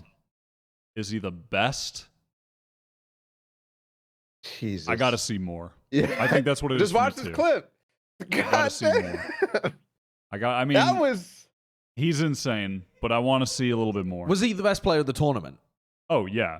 Yes. Yeah, because I would also say he was the Definitely. best player of the tournament, even above Nucky, who had a ridiculous tournament. Yeah, I was gonna say it's not as clear cut as we're making it seem, but definitely he still is. Yeah. Because Nuki was a close second to me. Yeah. What are your thoughts, Avast? And It's hard to argue that he's the best player of the tournament. But I'm on the Wyatt. I'm very much a very bearish, when it comes to saying this player is the best in the world over like a very short time period, right? Because unless they're literally, reaching through the screen and taking control of their opponent's keyboards and mouse and ripping it out of their hands, I don't feel like in like one tournament, I don't think that's going to be like enough for me, because we've seen players have amazing tournament runs and they can't replicate that the next. Obvious example that's popular, but obviously like a player that people are looking at that hoping to see them return is like Dicey. Dicey had a really good run for a tournament. I can't remember which tournament it was, but he had a couple few games and he just could not replicate that ever after that, right? And so there are definitely times where players are going to have an amazing tournament, and it takes more than just doing it once. You have to replicate it multiple times, which we've seen Wardell do it multiple times. We've seen TenZ do it multiple times. We've seen even like Nuki, or though that's not Jett, right? But like we've seen lots of players replicate their performances multiple times, and we have yet to see CNET do that here, like in an actual major tier 1 event. Fair enough. I'm going to throw a counterpoint to you there, though, that he has actually been doing it for a long time, though, and it's just that we ain't seen it because there ain't any cameras on him. I thought you were going to say because it took the right team. No. Even on this team, he's been performing like a maniac for the last, 2 months, I think. They've been around for like 2 months. Yeah. But it wasn't all tier 1 events, right? No, it wasn't all tier 1 events. It wasn't all tier 1 teams. And so that, I think, is fair. But I think there is part of this being that, like, CNED has been a nutty player on a bit of a like weaker team before. And when they formed this team, the stats were through the roof, like straight off the bat. Like over 1 KPR that he was sustaining for since his time on the team. Yeah. He's like top fragging like a beast. In this tournament, in this final, he ends 111 for 81. That's ludicrous. On paper, the guy is pounding, and it hasn't just been like a tiny solo event, but the eyeballs haven't been there because EU. I think that the Turkish scene would say that he is definitely easily the best. Well, obviously because they support him, but because they've actually been able to watch him, right? Whereas we haven't. I haven't watched the Turkish finals. I didn't watch the first strike. I didn't watch when he was with BBL. So I have honestly no clue where he was before this. Other than that, though, it's EU. So we've gotten like even through this run, it's still only like 6 matches or something like that. Compared to NA, if it was the equivalent run, it'd be like 12, 15 matches. Yeah, because they didn't play out Challengers 3 when they actually qualified. Yeah. An interesting topic, though. The only thing that we haven't discussed so far in EU is NIP, and I think that it just deserves a small period of time here. Well, I mean, we haven't talked about Guild and Diffuse and stuff as well, but I think this show's already running too long. But NIP is... It is. NIP is Yes, it is. We NIP 's warned you. We warned y'all. Yeah, I know. We said it was going to be a 7-hour show. We were delaying specifically to get Avast back. I'm surprised. I was like, okay, man, I'm gonna be late. Like, it's taking a little bit longer. This internet stuff really screwed us here. And then Kurt's like, oh, we still have so much show left. We have so much left. And I was like, okay, perfect. We're on like the 5-hour episode here. All right. So NIP, I had them coming in as maybe my favorites to win it all. I went for a bold pick that NIP was going to take it before Masters even began. Bold. It was bold. It was also But very not wrong. unreasonable.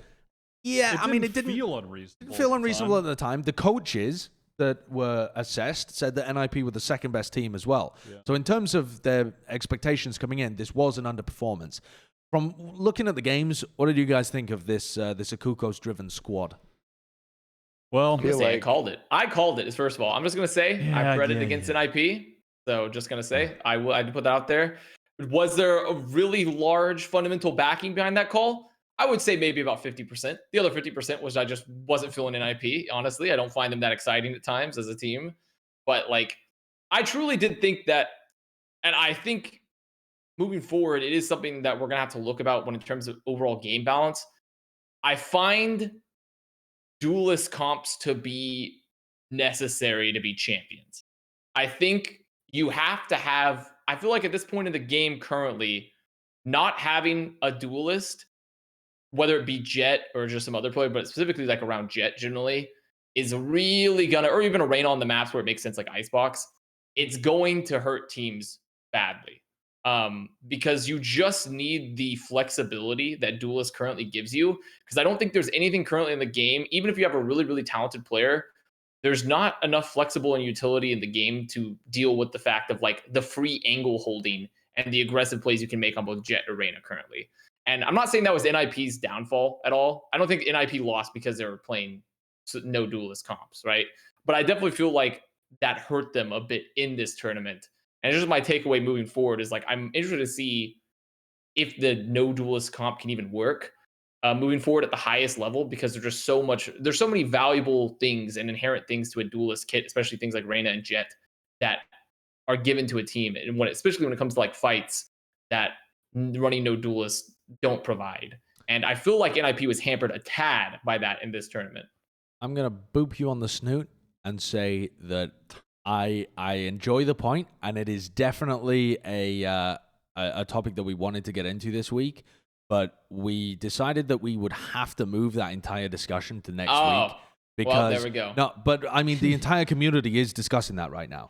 And so, dear viewer, don't worry. We will get into the like, do you need a Jett right now? Yeah. Single duelist, double duelist, all of that shit. But we just simply do not have the. We could, but we would still be here recording the next episode. That's my point on NAP is that point, which is the forbidden point, which we won't touch. The forbidden fruit. Locked away. Yeah, but yeah, I think that is it's definitely a discussion that's going to be had in the scene following the results, especially with the Send winning. I think like that coaches survey that Halo put out, to be honest, I think we may look into that a little too much. It's the same thing, for example, in First Strike NA, where everybody's like, oh, Envy's the best team, right? It's because everybody was saying, yeah, in practice, Envy looks really good. But I honestly think that is because, dude, Existence just gets, or Kukos just gets so much respect because of his legendary status. Like, so much respect. And so they value that a lot, and for good reason. But I just don't think he's actually done anything in terms of the actual results that has garnered that respect yet in Valorant. I still think he's doing very good things. I honestly love what NIP has done in this tournament and in the rounds prior. But it's just not quite there yet. It's just not quite there yet. I'm seeing these mid-round calls that NIP is making that are just like a little shaky. And I'm like, what is the idea here? And for that reason, I kind of think that this team is overrated, and maybe this results prove that, or maybe I'm just kind of hindsighting it. But because I didn't get a chance to do the predictions on EU, nobody asked my thoughts on that shit because nobody cares about my thoughts. But like, I don't know. It just feels really overrated from what I saw this tournament.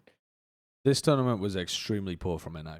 I mean, I was really disappointed with what I saw this tournament. I thought that they looked not just poor, but like bad.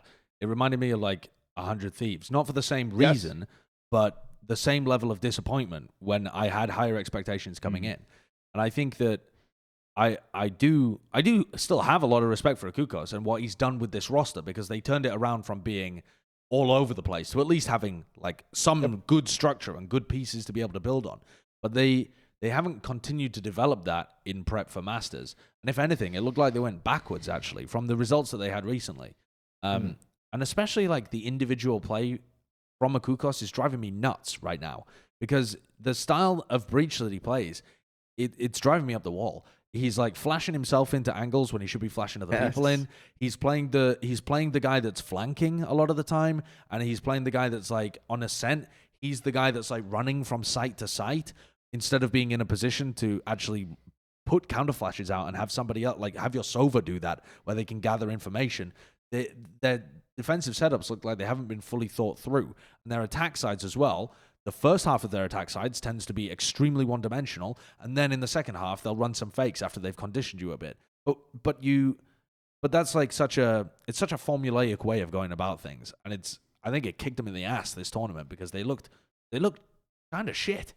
Yeah, I do wonder, going back, we just put too much stock in them beating G2 the two times. Maybe. Because we just still mentally place G2 at the highest echelon, and then we just overvalue that. That's another thing. Like, they didn't get a chance to show much against anybody else in actual officials. So yeah. It is a weird situation that they played G2, I think, 3 times. They played them Red 3 Bull, times. The Challengers 1 and then Challengers 2, right? Yeah. That is an extremely weird situation that they had that kind of rivalry going, and then G2 didn't even make Masters, so they couldn't have an opportunity to face them again. They ended up facing a totally different team. And that might have been the perfect matchup for them at the time too, considering that G2 plays such a loose, like micro play style where they haven't really consistently shown like wider trends of how they're doing conditioning or how they're hitting sites, right? And maybe some really like advanced defaults or anything. They actually just are like, okay, we're doing these sets of plays with these players on the extremities, trying to take this angle in this space, and we're just reacting to each other. But against a team against a team like NIP at the time that had no duelists and were completely set up for people trying to take space and people trying to play that weird, not weird, but rather that micro play aggressive style and reactive style. It might have just been like the actual perfect matchup for them at the time. Honestly. Well, I think that I've got my eye on NIP moving forwards, because I think that they're a really interesting team and they've got a lot of cool stuff that they do, but they certainly didn't put it together at this tournament as well. So coming out of this, we've already talked about the nieSoW stuff. So I guess let's do a lightning fast recap of Brazil and Korea, because that is essentially the last thing that we have to discuss in this enormous giga episode. Yeah. And I know that not everybody has caught up on Brazil. Avast, have you been watching? Have you done your I got to see homework? GameLanders Furia and part of GameLanders Vikings. Right. And then the rest of it I haven't seen. Okay. So let's take a look at the Brazilian Masters bracket, and we'll just kind of walk through some of the coolest things that happened in very fast fashion. We'll assume that you've never seen any Brazilian Valorant, and we'll just give you like a taster, just headline shit to appease you. The best games. Give me the best games, Wyatt. Well, the best game. Okay, if you're gonna watch a quarterfinal game, the best game was Vikings versus Sharks. Yep. If you're gonna watch a semifinal, definitely watch Gamelanders versus Furia. That was just, I mean, I don't know what words to unbelievable use to describe giga that. banger. It was just, I mean, that was one of the most entertaining games of Valorant you could watch to date. Yeah. It was just ridiculous, off the wall shit. Razes jumping around everywhere, jets dashing through the air. It was a mental game. And then the finals, some good maps. Unexpected result. Very unexpected. In that it was a 3-0. Vikings winning wouldn't have been shocking, though considered an upset. Yeah. But winning 3-0, definitely a surprising result and a testament to, I think a testament to how well-rounded the Vikings roster, or not the roster, sorry, their play seemed to be, and their understanding of Gamelanders works to their advantage in that. Yeah, I would also say that if you haven't had a chance to check out the Brazilian scene, it's so fun. It might not be the best right now. In fact, after watching all of Masters, I'm pretty convinced that it's not the best, but the player skill might be the best. The player skill is through the roof. These guys are insane at what they do. And it just, the way in which they play, which is hyper aggro, really explosive, a lot of bursts being run and that kind of stuff, just means that you always have electric gameplay. And it is, in my opinion, it's the most fun region to watch currently. I'm so excited to see how they actually stack up at Reykjavik too. By the way, two of those teams will, or maybe not two of those exact teams, but two Brazilian teams will be going to Reykjavik.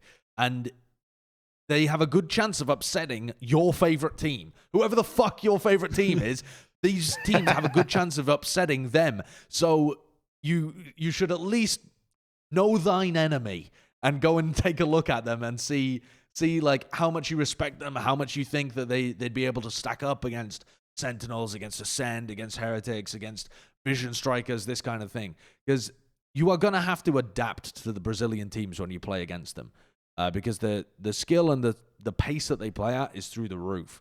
And it's going to put teams on the back foot. It's going to force you to react to what they're doing. If you were to watch any map, this would be the one. The Furia Gamelanders split. And you know what they're doing here? This is like, they're going to come up against some European team. Like, they're going to play like Fnatic or FPX. And at one point, those players will be like, what the fuck are they doing? When you see Zandy like just dashing, like he walks out, dashes like 45 degrees out, like out of the smoke after looking for the pick. Like he does, like these players do things that realistically are just so risky that it's insane that they even work, but because their mechanical skill is so high, it does. Like it's stuff that should be punished all the time, but because they've like shortened their neurons in the surgical procedure, they just have reaction speeds that are faster than the average human. It's actually insane what they do on this map and even beyond this map. Yeah, I mean this 1v3 from Nozwa is unreal. I mean, watch how he navigates this. This guy's normally the Sova player for the team as well, but all of the aim is so precise. And then MW pops his own ult, and they like squeeze past each other. What am I watching? It's ridiculous. That's just MG. That's just MG difference right there. You know that he's been adding up to Spire, and he's been counter jumping every day, just counter jumping on Spire. That's for your TF2 players out there. That reference. As for big storylines coming away from Brazilian Masters, mine were Gamelanders lose their second ever tournament final. Gamelanders are the dominant team in Brazil. They can only really be compared to like G2 during the Ignition series and Vision Strikers. There aren't any other dominant teams like Gamelanders really. And they won First Strike, they won all of the Ignition series events that they entered, and then they won and then they got to the finals of Masters. Now they recently lost a tournament to Sharks, and then they lost a final to Vikings here. And so this is like, oh, is this the end of the dynasty in Brazil for Gamelanders? They've also been messing with their the roles that they've been running recently a little bit, and they have two of the most explosive duelist players in the world. MW may be the best player in the world. You'll have to wait until Reykjavik to actually test that theory out. I'm sure all of the Brazilian fans, though, would tell you that that's the truth. I would probably tell you too. But I mean, he topped ACS in terms of all Masters players across all events as well. So if you just want to go based on the stats, then there's a very good argument that could be made. I mean, he was ahead of, you know, like your Nookies and your CNEDs and your TenZs and everybody else. Really a freak of nature. He is a freak of nature. He's been doing that since the beginning of the game, by the way. Every tournament. Every single tournament, he just has the best stats. He's had the best stats forever. Yeah, I mean, he all time has 1.05 KPR. That's crazy playing right. Yeah, and 1.11 on Jett. Yeah. Like, yeah, sure. He's ludicrous. Right. But the other big storyline for me is Vikings won a tournament and beat them and look like the best team in Brazil right now. And they also have a player who is their best player, Sassy, Yeah. who is a former League of Legends winner as well. Yeah. And so he's the first ever person, as far as I'm aware, to win a MOBA championship and an FPS championship, which is just nuts. And you would never believe that the guy comes from LoL. If you showed me a VOD of Sassy, I would never fucking believe if you told me he came from a MOBA. There's no chance. He must have been hyper accurate clicking on those creeps or whatever the fuck are in those games. Yeah, he has some of the most outrageous aim you will see. Just in the actual movement of his mouse, his mechanics look like they should not work, but he just Is he young? Like, how simply old cannot is miss. I don't know how no, old I don't he think is. he is. Kurt, I could mean, you let's take a look at his see. Wikipedia and see? Yeah, Let's let's just check watch the this round real Wikipedia here. quick. Oh, apparently Kurt's found a All ridiculous right, we'll round. just watch this. So this real is when quick. this is when my- Vikings played against Pain as well. So I mean, he's just yep. Oh, I just saw spraying this. through a smoke, just getting a 3K. It is wild. Like the pace that they play at, that kind of stuff happens all the time.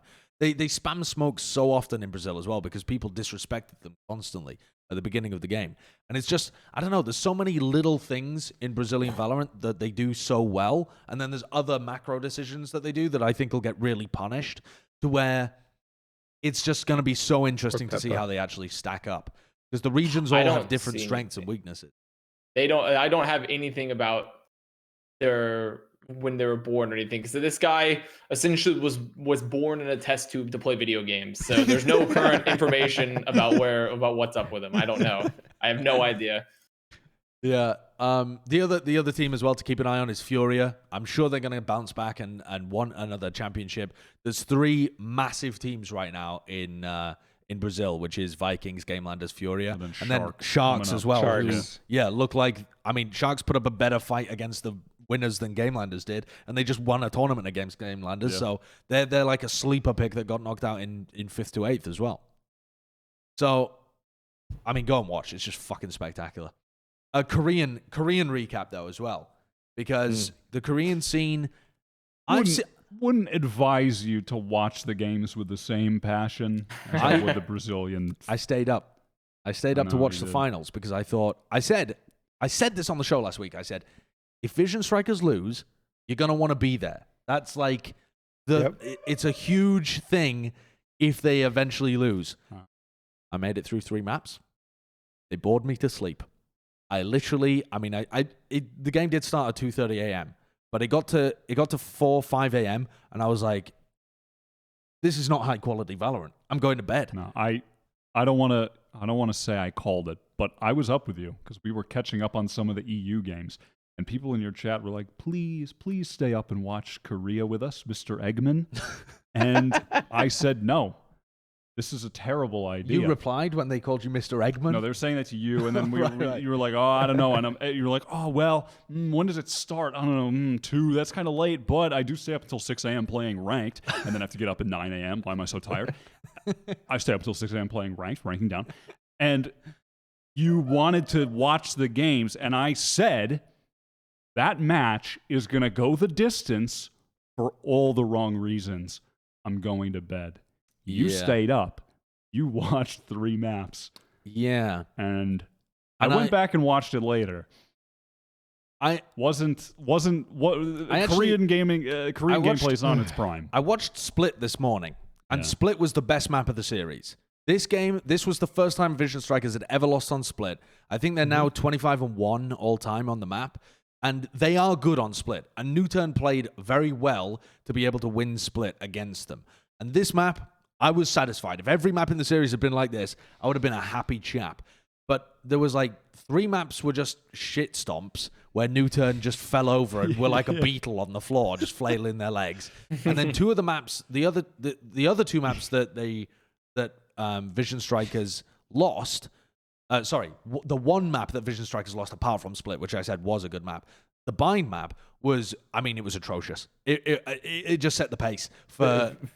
I just didn't like what I was seeing at all in terms They of. just did the same thing over and over and over, felt like, especially on the Yeah. attack side. Vision Strikers just went the same thing for 12 rounds in a row. I was also bored out of my mind watching that game. The Icebox game, they just dominate. Like, it was just ridiculous. Only thing Fully that was agreed. Yeah. I was only keeping sentience from listening to Seth and Artosis casting. Yeah, which because is Seth would make a little joke and Artosis would just fucking lose it, and it was a very fun cast. I was I can attest enjoying to it. this. It was very funny. Artosis, I don't know if he knows much about the game, but he enjoys it, and it is fun to listen to. Yeah, Big fan. It was very fun to listen Yeah. to the cast. That was keeping my interest more than the gameplay. But I think though that if you continue the narrative that Vision Strikers are the best team in the game, which by the way, never been propagated on this show. Don't know where people came up with that shit. people love saying it. People love saying it. People say it all the time. It's not everyone that says it, but the people that do say it all the time. Say it all the time. Everyone says it. No, because I'm telling you, it's like a cool point to make. Like, oh, if you know about Vision Strikers, like that's fucking like you know what you're talking about. Like you're on the then. inside Yeah, loop. it's like you're on an inside thing. If you get to name drop Vision Strikers, people are like, oh, who's the best team? Sentinels, FPX, and someone will be like, Vision Strikers are the best team. Actually, I know about them. It's just a thing to know. If you know they exist, you have to talk about it and tell people that you know they exist. It needs to go to True. bed for a while. That's what I'm To saying. be fair, we've raised that hypothetical though. We've just never said it. You know, we have said like, oh, Vision Strikers could be in the past. We've definitely we put them in the That's the same for conversation here. everybody, though. At this point, like You have to put them in the conversation out of respect for what they've done in their scene. Not now. No, okay. not Really? now. But Really? Just 'cause I'm, we won I'm gonna final? fight. I'm gonna fight against that even right now because when they finished First Strike, I was way higher on them than now when they finished Masters. Despite the fact that they've had a repeat within their region, I was just throughout the entirety of their Masters run. I think they've gone backwards. I think the thing with the Korean scene is that they got something and nailed it. Like at the beginning of the game, set plays. Boom! They fucking nailed them. And they had so many, and they looked really clean, and it would catch teams off guard. But I think there's been a bit of a renaissance within the Korean scene of like, teams have figured out how to deal with those set plays, and so they've started transitioning into something that's more about playing the information game. So that's why they're trying to integrate the Sky, trying to integrate the Rays, this kind of stuff. And they're just nowhere near as good at it. So they're trying to play like, quote-unquote, better Valorant, which I can get on board with, but they've lost what made them good as a result of that. And now they're just playing worse versions of other regions' styles. I'm really convinced that they are worse now than they were during First Strike. And I think we rated them something like, they could be like, I think we did a world ranking at the end of First Strike and put them like 5th or something. We did something that was Like, and that was really high. Like, we were super high on them, and we were like, they could be 5th. Like, right now, if they came into a tournament, they look I fucking thought it good. was generous at the time. It was generous at the time, It was very generous. but I think there was an argument to be made about it because they looked really good then. Yep. No. Yeah. You were ranting and raving about how much better they were. Had to get them in 5th, huh? They wouldn't make my top 10 at the moment. Yeah. It's genuinely my world top 10. They wouldn't make it. I've gone from being a Vision Strikers lover to a Vision Strikers doubter, and I don't know what to do with You were the one who myself. caused it all, too. You were the first. You know, Seth is gonna domino. message you, Josh, and he's gonna be real mad. He messaged me the other day, and he was like, "Why don't you talk more about Korea on Plat Chat? Talk more about Korea." I'm like, Seth, what do you want me to do here? Like, what do you want? You got one good team in the whole region. Like, what do you? I don't know what you. And even then, now they're looking not that good. So like, I just they're not. That, I don't know. agree I feel like this. they might look not as dominant anymore, but I honestly think that New Turn for as well deserves a little credit in the fact that they've stepped up and actually forced Vision Strikers to look worse, I guess, in a sense, because they've had to adapt and play against a team who knows how to play against them for the first time. Yeah. In reality. Yes, that's a So- good point. I mean, if they could just continue doing the same shit forever, maybe that would be an even worse situation, because then it's just like no one even has a clue of how to deal with them in their own scene. At least they've been forced outside of their comfort role. Yeah, I mean, that's a great point, Balla. If New Turn can add some more depth to their map pool, they could get into a position where they could actually beat them. But at the moment, I think even as history goes, New Turn have been able to beat them on Bind in the past, keep it close on Split in the past. They lose the other maps. And that essentially played out again in this series, except this time They did played like actually 3 win times Split. over the entire stage 1, like, Yeah. and it was the same thing every time. It was close games, but not able to close it out because their map pool wasn't deep enough. And they have some good individual skill. Like Allow had that one insane map. Suggest is nasty. Yeah, Suggest is really good. Yeah, so like they definitely, the skill in the scene is being developed further. Yeah, Vision Strikers just seem to be without an identity at the moment. They're trying the Sky thing and the more of the Rays with RB. But by the way, the only team across all regions, even the minor regions, that were repeat winners from First Strike. Oh, really? Yep. They're the only team across every region. Like I'm talking LATAM North, LATAM South, Japan, Southeast Asia. BBL in Turkey? No, BBL didn't win it the previous time. It was Footballist. Yeah. So yeah, I believe I'm right. I mean, if I'm wrong, please correct me in the comments. But I did a little bit of research into this, and I had other people talking to me about it too. And I think Vision Strikers is the only repeat winner. And weirdly, one that I feel bad about. Like they've gone down in my estimations despite being the only repeat winner. How is that possible? Because I'm looking at how they're actually playing, and they don't look as thorough to me. Yeah, I mean, we were kind of joking about the top 10 list earlier. They definitely did look a lot better in the scope of the world at that point than they have now. But I do. Jupiter lost. Yeah, they lost. They lost. They got shit stomped as well. They didn't just lose. But the team that they lost to has some Korean players too. They have Munchkin and somebody else. Medusa. He's a Fortnite player. Wow, Poggers. Yeah. Wow, the ringing excitement and endorsement. That was like some sort of like Pavlovian reaction there. When you see Fortnite, you must say Poggers. I do feel that Vision Strikers could return to a higher spot in our sort of world ranking or estimation of how they could end up in Iceland. And I think I said this last week, but I hope they don't fall off before then. Because if another Korean team goes, that would be intensely disappointing. Even if they go and flop, at least for the story, I want to see the flop, you know? I just want the streak to be alive so we can go into that first game and be hype as hell, and then they lose it, and then we can forget I actually hope they lose at Iceland simply because that's what powers up Korea on the international stage. It's what happened with like Overwatch before this. Like when they go and lose, then they get pissed. And then they come back and then they just like clap afterwards. They have to go and lose gracefully though, like in a way that inspires them to come back. Yeah. Ideally, not just like a total like domination, but I actually sort of want them to lose because I feel like that's a catalyst to make everyone in Korea be like, oh fuck no, like we're gonna like really pick it up now. Like I feel like that's like would be an incredible scenario if it did happen. Yeah, happened in 1.6. With these exact players, some of them. Yeah, some of the same players. They lost a couple of their international events, and then they come back and play second at the ESWC. Like, could happen. We'll see. Yeah, definitely. I mean, the storyline is primed and ready as long as it actually continues to work for them. Yeah, they have to keep it going. I mean, they just lost their win streak on Split. So, by the way, actually, I think that's another point. All tier 1 teams. Now, there is no team that has an undefeated map anymore. Coming into Masters, Heretics were undefeated on Haven. They were like they'd never lost on Haven, and Vision Strikers were undefeated on Split, and both of those have been. And Sentinels on Haven too. Yeah, I mean Sentinels on Haven was only 2021, but these other teams were true. All time, wow, really? Literally never lost. Yeah, so Heretics had literally never lost in a match on the Haven. Came in, lost it to the CNED. Actually, just literally CNED. We'll do it to you.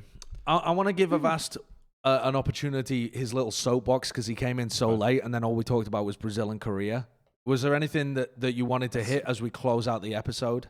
Well, I mean, you've already talked about I think so, 100 Thieves stuff, right? You've already done that, so there's nothing really to talk about there again, is it? Since you've already done 100 Thieves. Listen, if you have some hot take, you got to get off your chest. One sentence. Well, what was the general consensus here of the 100 Thieves? Were they wrong or were they right, or was it a shade of gray where like there was a legitimate reason, but they did it the he's wrong gonna way? go into the forbidden territory, aren't you? You're gonna go into the forbidden territory. Am I going into forbidden territory? Want to sample the forbidden fruit? Yeah, you're being tempted by the fruit right now. It looks juicy and tasty, doesn't it? Well, I mean, because I was just gonna be like, honestly, still carrot. like I was gonna still be like, nah, they're fucking babies. Like I don't know what to say. Like I personally did not agree Oh, with you're their talking. decision at all. Wait. Wait a second. Wait. Which thing are you talking about? The video? The video and the whole dispute. Okay. What are you talking about? I thought we were talking about like gameplay or like. Yeah. I thought you were talking about duelists. No, Yeah, I thought you were talking about duelists. Yeah, I thought you were talking about No, it has duelists nothing to do with and Jett. gameplay at all. No, nothing to do with the gameplay. Yeah, they looked bad, but they weren't that bad. They weren't like disastrous. Like I'm just talking about the dispute. That was gonna be my only soapbox topic, but I thought we already covered it, right? We already covered it. We did, but Yeah. You can give your piece. give your piece because it's so funny. It's so juicy. Give I your don't. piece, King. I mean, it's literally ridiculous. Like, it's just ridiculous. Like, sure, 100% ping's an issue, and in this game, peeker's advantage exists. Ping's gonna be a problem, but they weren't even dealing with some sort of crazy ping situation.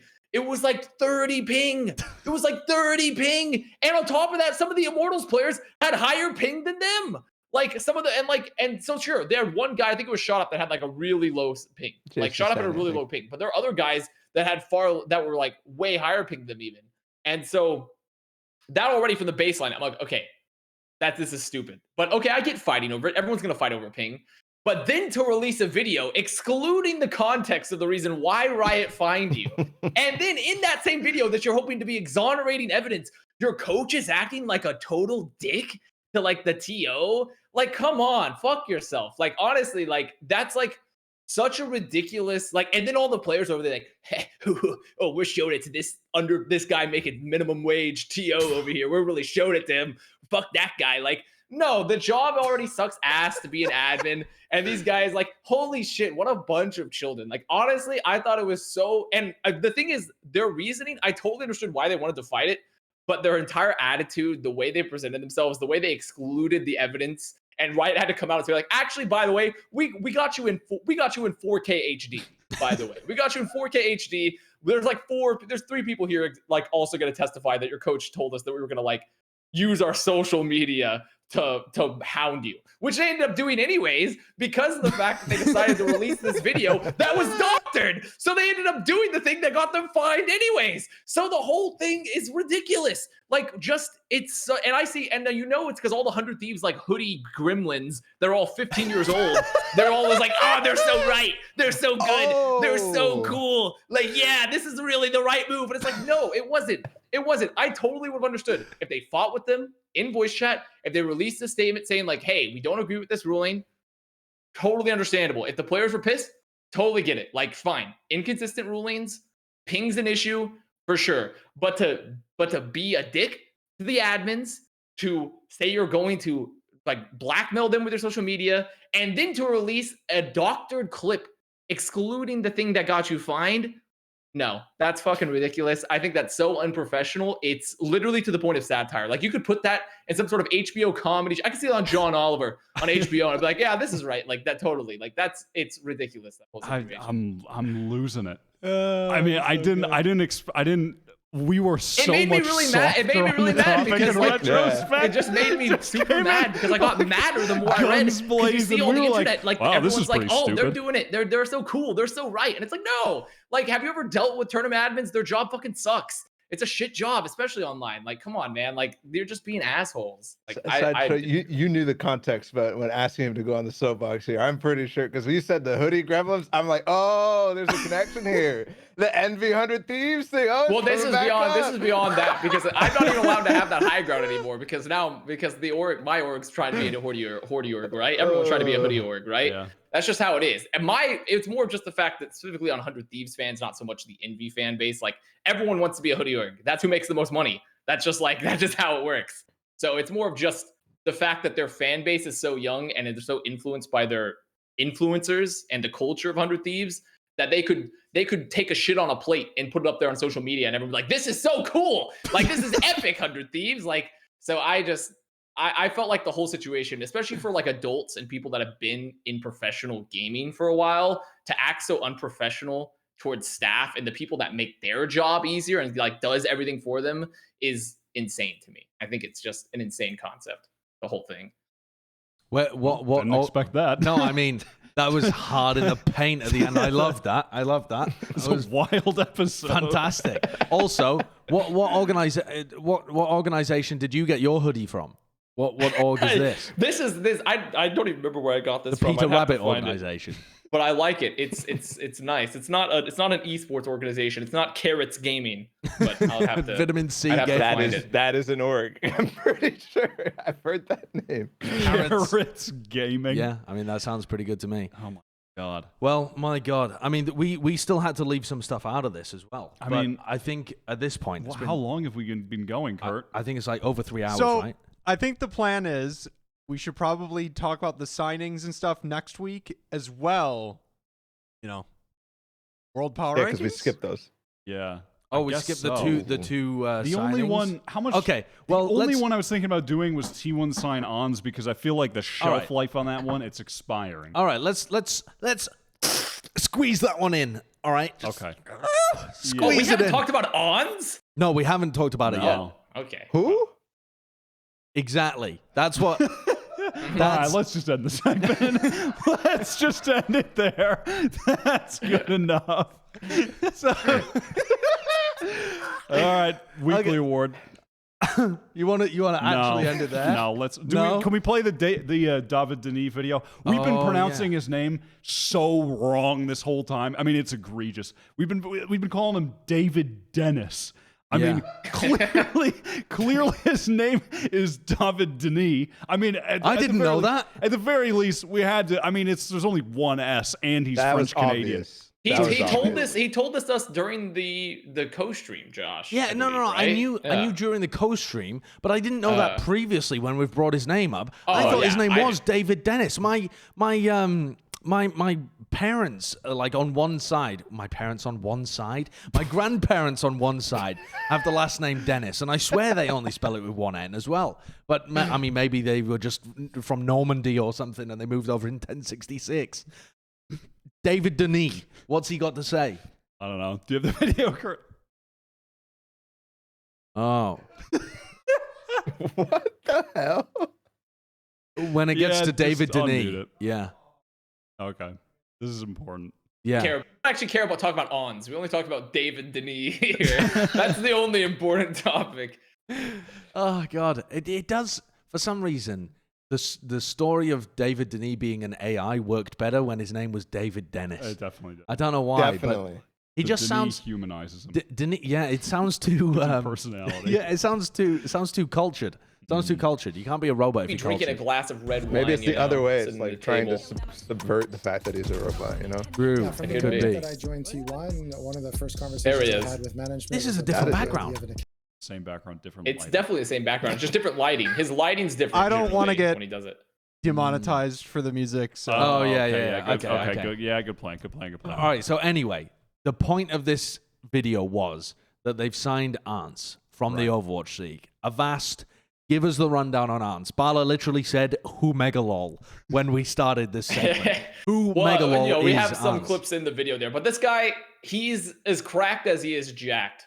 Balla is all you need to know about this I'm dude. all He for like it. Let's go. he came in from like essentially he was retired and he was just streaming gameplay and ladder, and then he joined the best team in the league and he absolutely suplexed everyone into the dirt. Like So it's TenZ. he did, yeah. He was honestly probably the closest equivalent to TenZ in Overwatch at the time. I would say, like, I think you'd all agree with me from that. For Josh, I should say, you'd agree with me Yeah. from that season. You know, like, Yeah. he was incredibly dominant. The most and individually he- skilled hit scan player. Yeah, he did things. He had stat lines that we had literally never seen before in the game. Like he had a game with like 80% crit accuracy, or some shit like that. It was like It was on an Ilios game. I can't remember who was against Josh, but like he had like I don't remember. such a ridiculous stat lines. He's incredibly talented, and I mean, it's just a game. This move fits him, I'd say, because Saya player, aka Spider, came from Overwatch as well, and I would say Saya player in his peak was honestly still not even as good as Ons, Yeah. aka Spider. So this is like an insanely exciting move, but it does represent something, you know, diverging from the Ons point. It does represent something interesting for T1 as an organization, I feel, because I feel like we're in a clash of styles with this roster now, because we've already had like the departure of AZK and Brax because of this, like, you know, the direction, which direction should the team go? But now we have like the CS style, and now we're bringing in, now we have Spider and also Ons, and I feel like we're in like a weird identity for this team currently moving forward potentially. They tried to make Sentinels. I mean, like it's different than that even because we're now dealing with like a multilingual roster. Isn't this also 6-man, if I'm not mistaken? Like they haven't dropped anybody. It is a 6-man, but also, here's my theory, is that to give a bit more context on ANS, when he was going through this season with the San Francisco Shock in the Overwatch League, he was dealing with some depression and anxiety issues as well while he was playing. And so while he was going through the season, he was pounding. He was an incredible player, but it was his first time playing at like the top pro level. And I think he had some like mental health issues with dealing with that and dealing with the pressure. And he was such a crucial part of the puzzle for that team as well. Maybe the additional like performance anxiety played into it. Who knows? But he had some of those issues, decided to retire, went into streaming. And he only recently made Radiant even in Valorant. Like, I think he made Radiant for the first time a month ago, something like that. So I wouldn't say that he has been taking it hyper seriously and, like, he's a guy who has gone and, like, deliberately retired in order to transition to Valorant. I don't think that was the game plan for him. My personal opinion is that T1 are picking him up to be a development project for the future. Because if a guy like ANS, with as much raw talent as he has, is willing to give it his all in Valorant, you want to pick him up early before people realize what a talent he is. And I don't think he's at that level yet. And so I think he's just going to be the 6th man, meaning they're going to try and develop him and see if he becomes an elite talent. I don't think he's, if I had to guess, I wouldn't say he's probably anywhere near at the moment, but he'll be a rapid learner in all likelihood. Yeah. I 100% agree. I think I was under the impression that he was still relatively new to the game.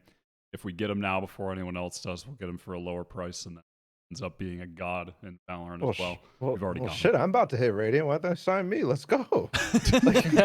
Have you been a god in a previous game? Yes. Well, there we go. T1 signed Balla, and there's your new player. Let's get a 7-man roster now. All right. Yep. Fair enough. I mean, by that metric, I've been elite in a previous game. Well, I've been elite in a previous game too, but I'm not Radiant in Valorant, so yeah, I mean, I'm nowhere near. In fact, getting further away every day.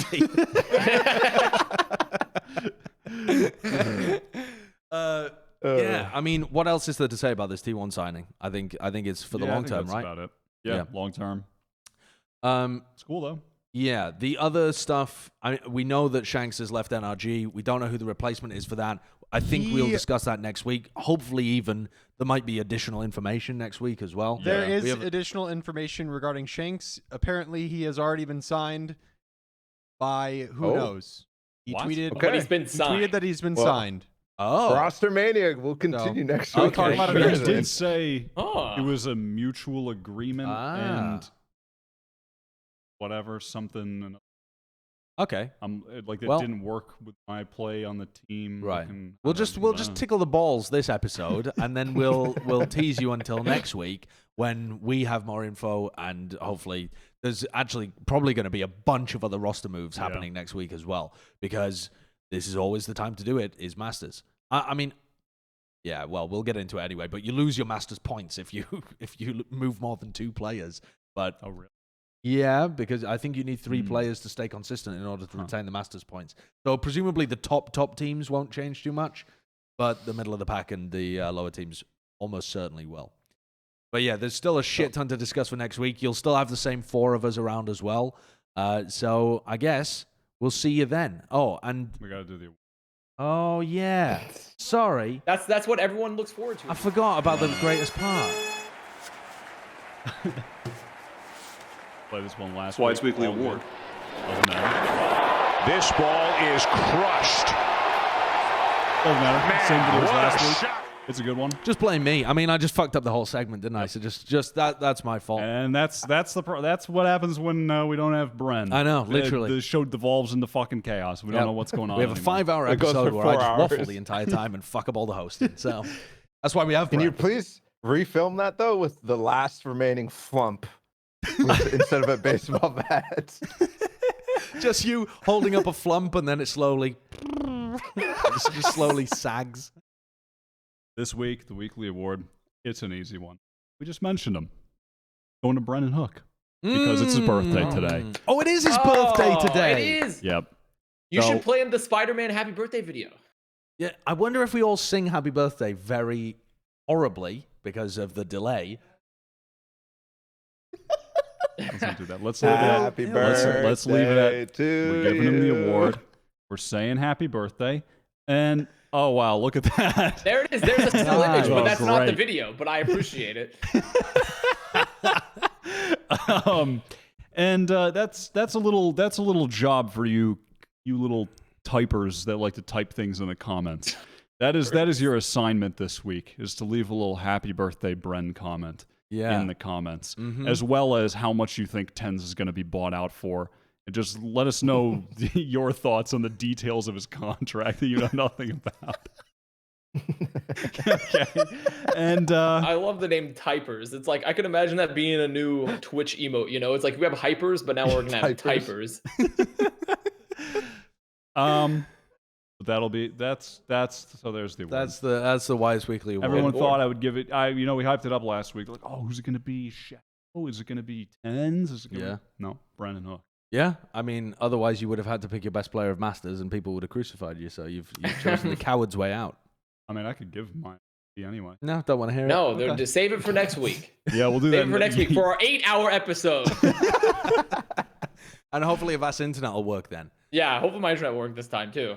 Are we For the good? full episode. I proceed with my hosting Yes, duties. we're good. Wonderful. Okay. Well, we have an episode of Back Chat coming at you on Monday, hopefully with Asuna, as long as he's still available, because we had that one scheduled. So we'll be going through a bunch of the 100 Thieves shit, including the drama, because that's really fucking funny. I mean, he doesn't even know what's happening. He literally doesn't know. He's just Exactly. scrolling Just Twitter. on Twitter. Scrolling Twitter in the Who background. knows?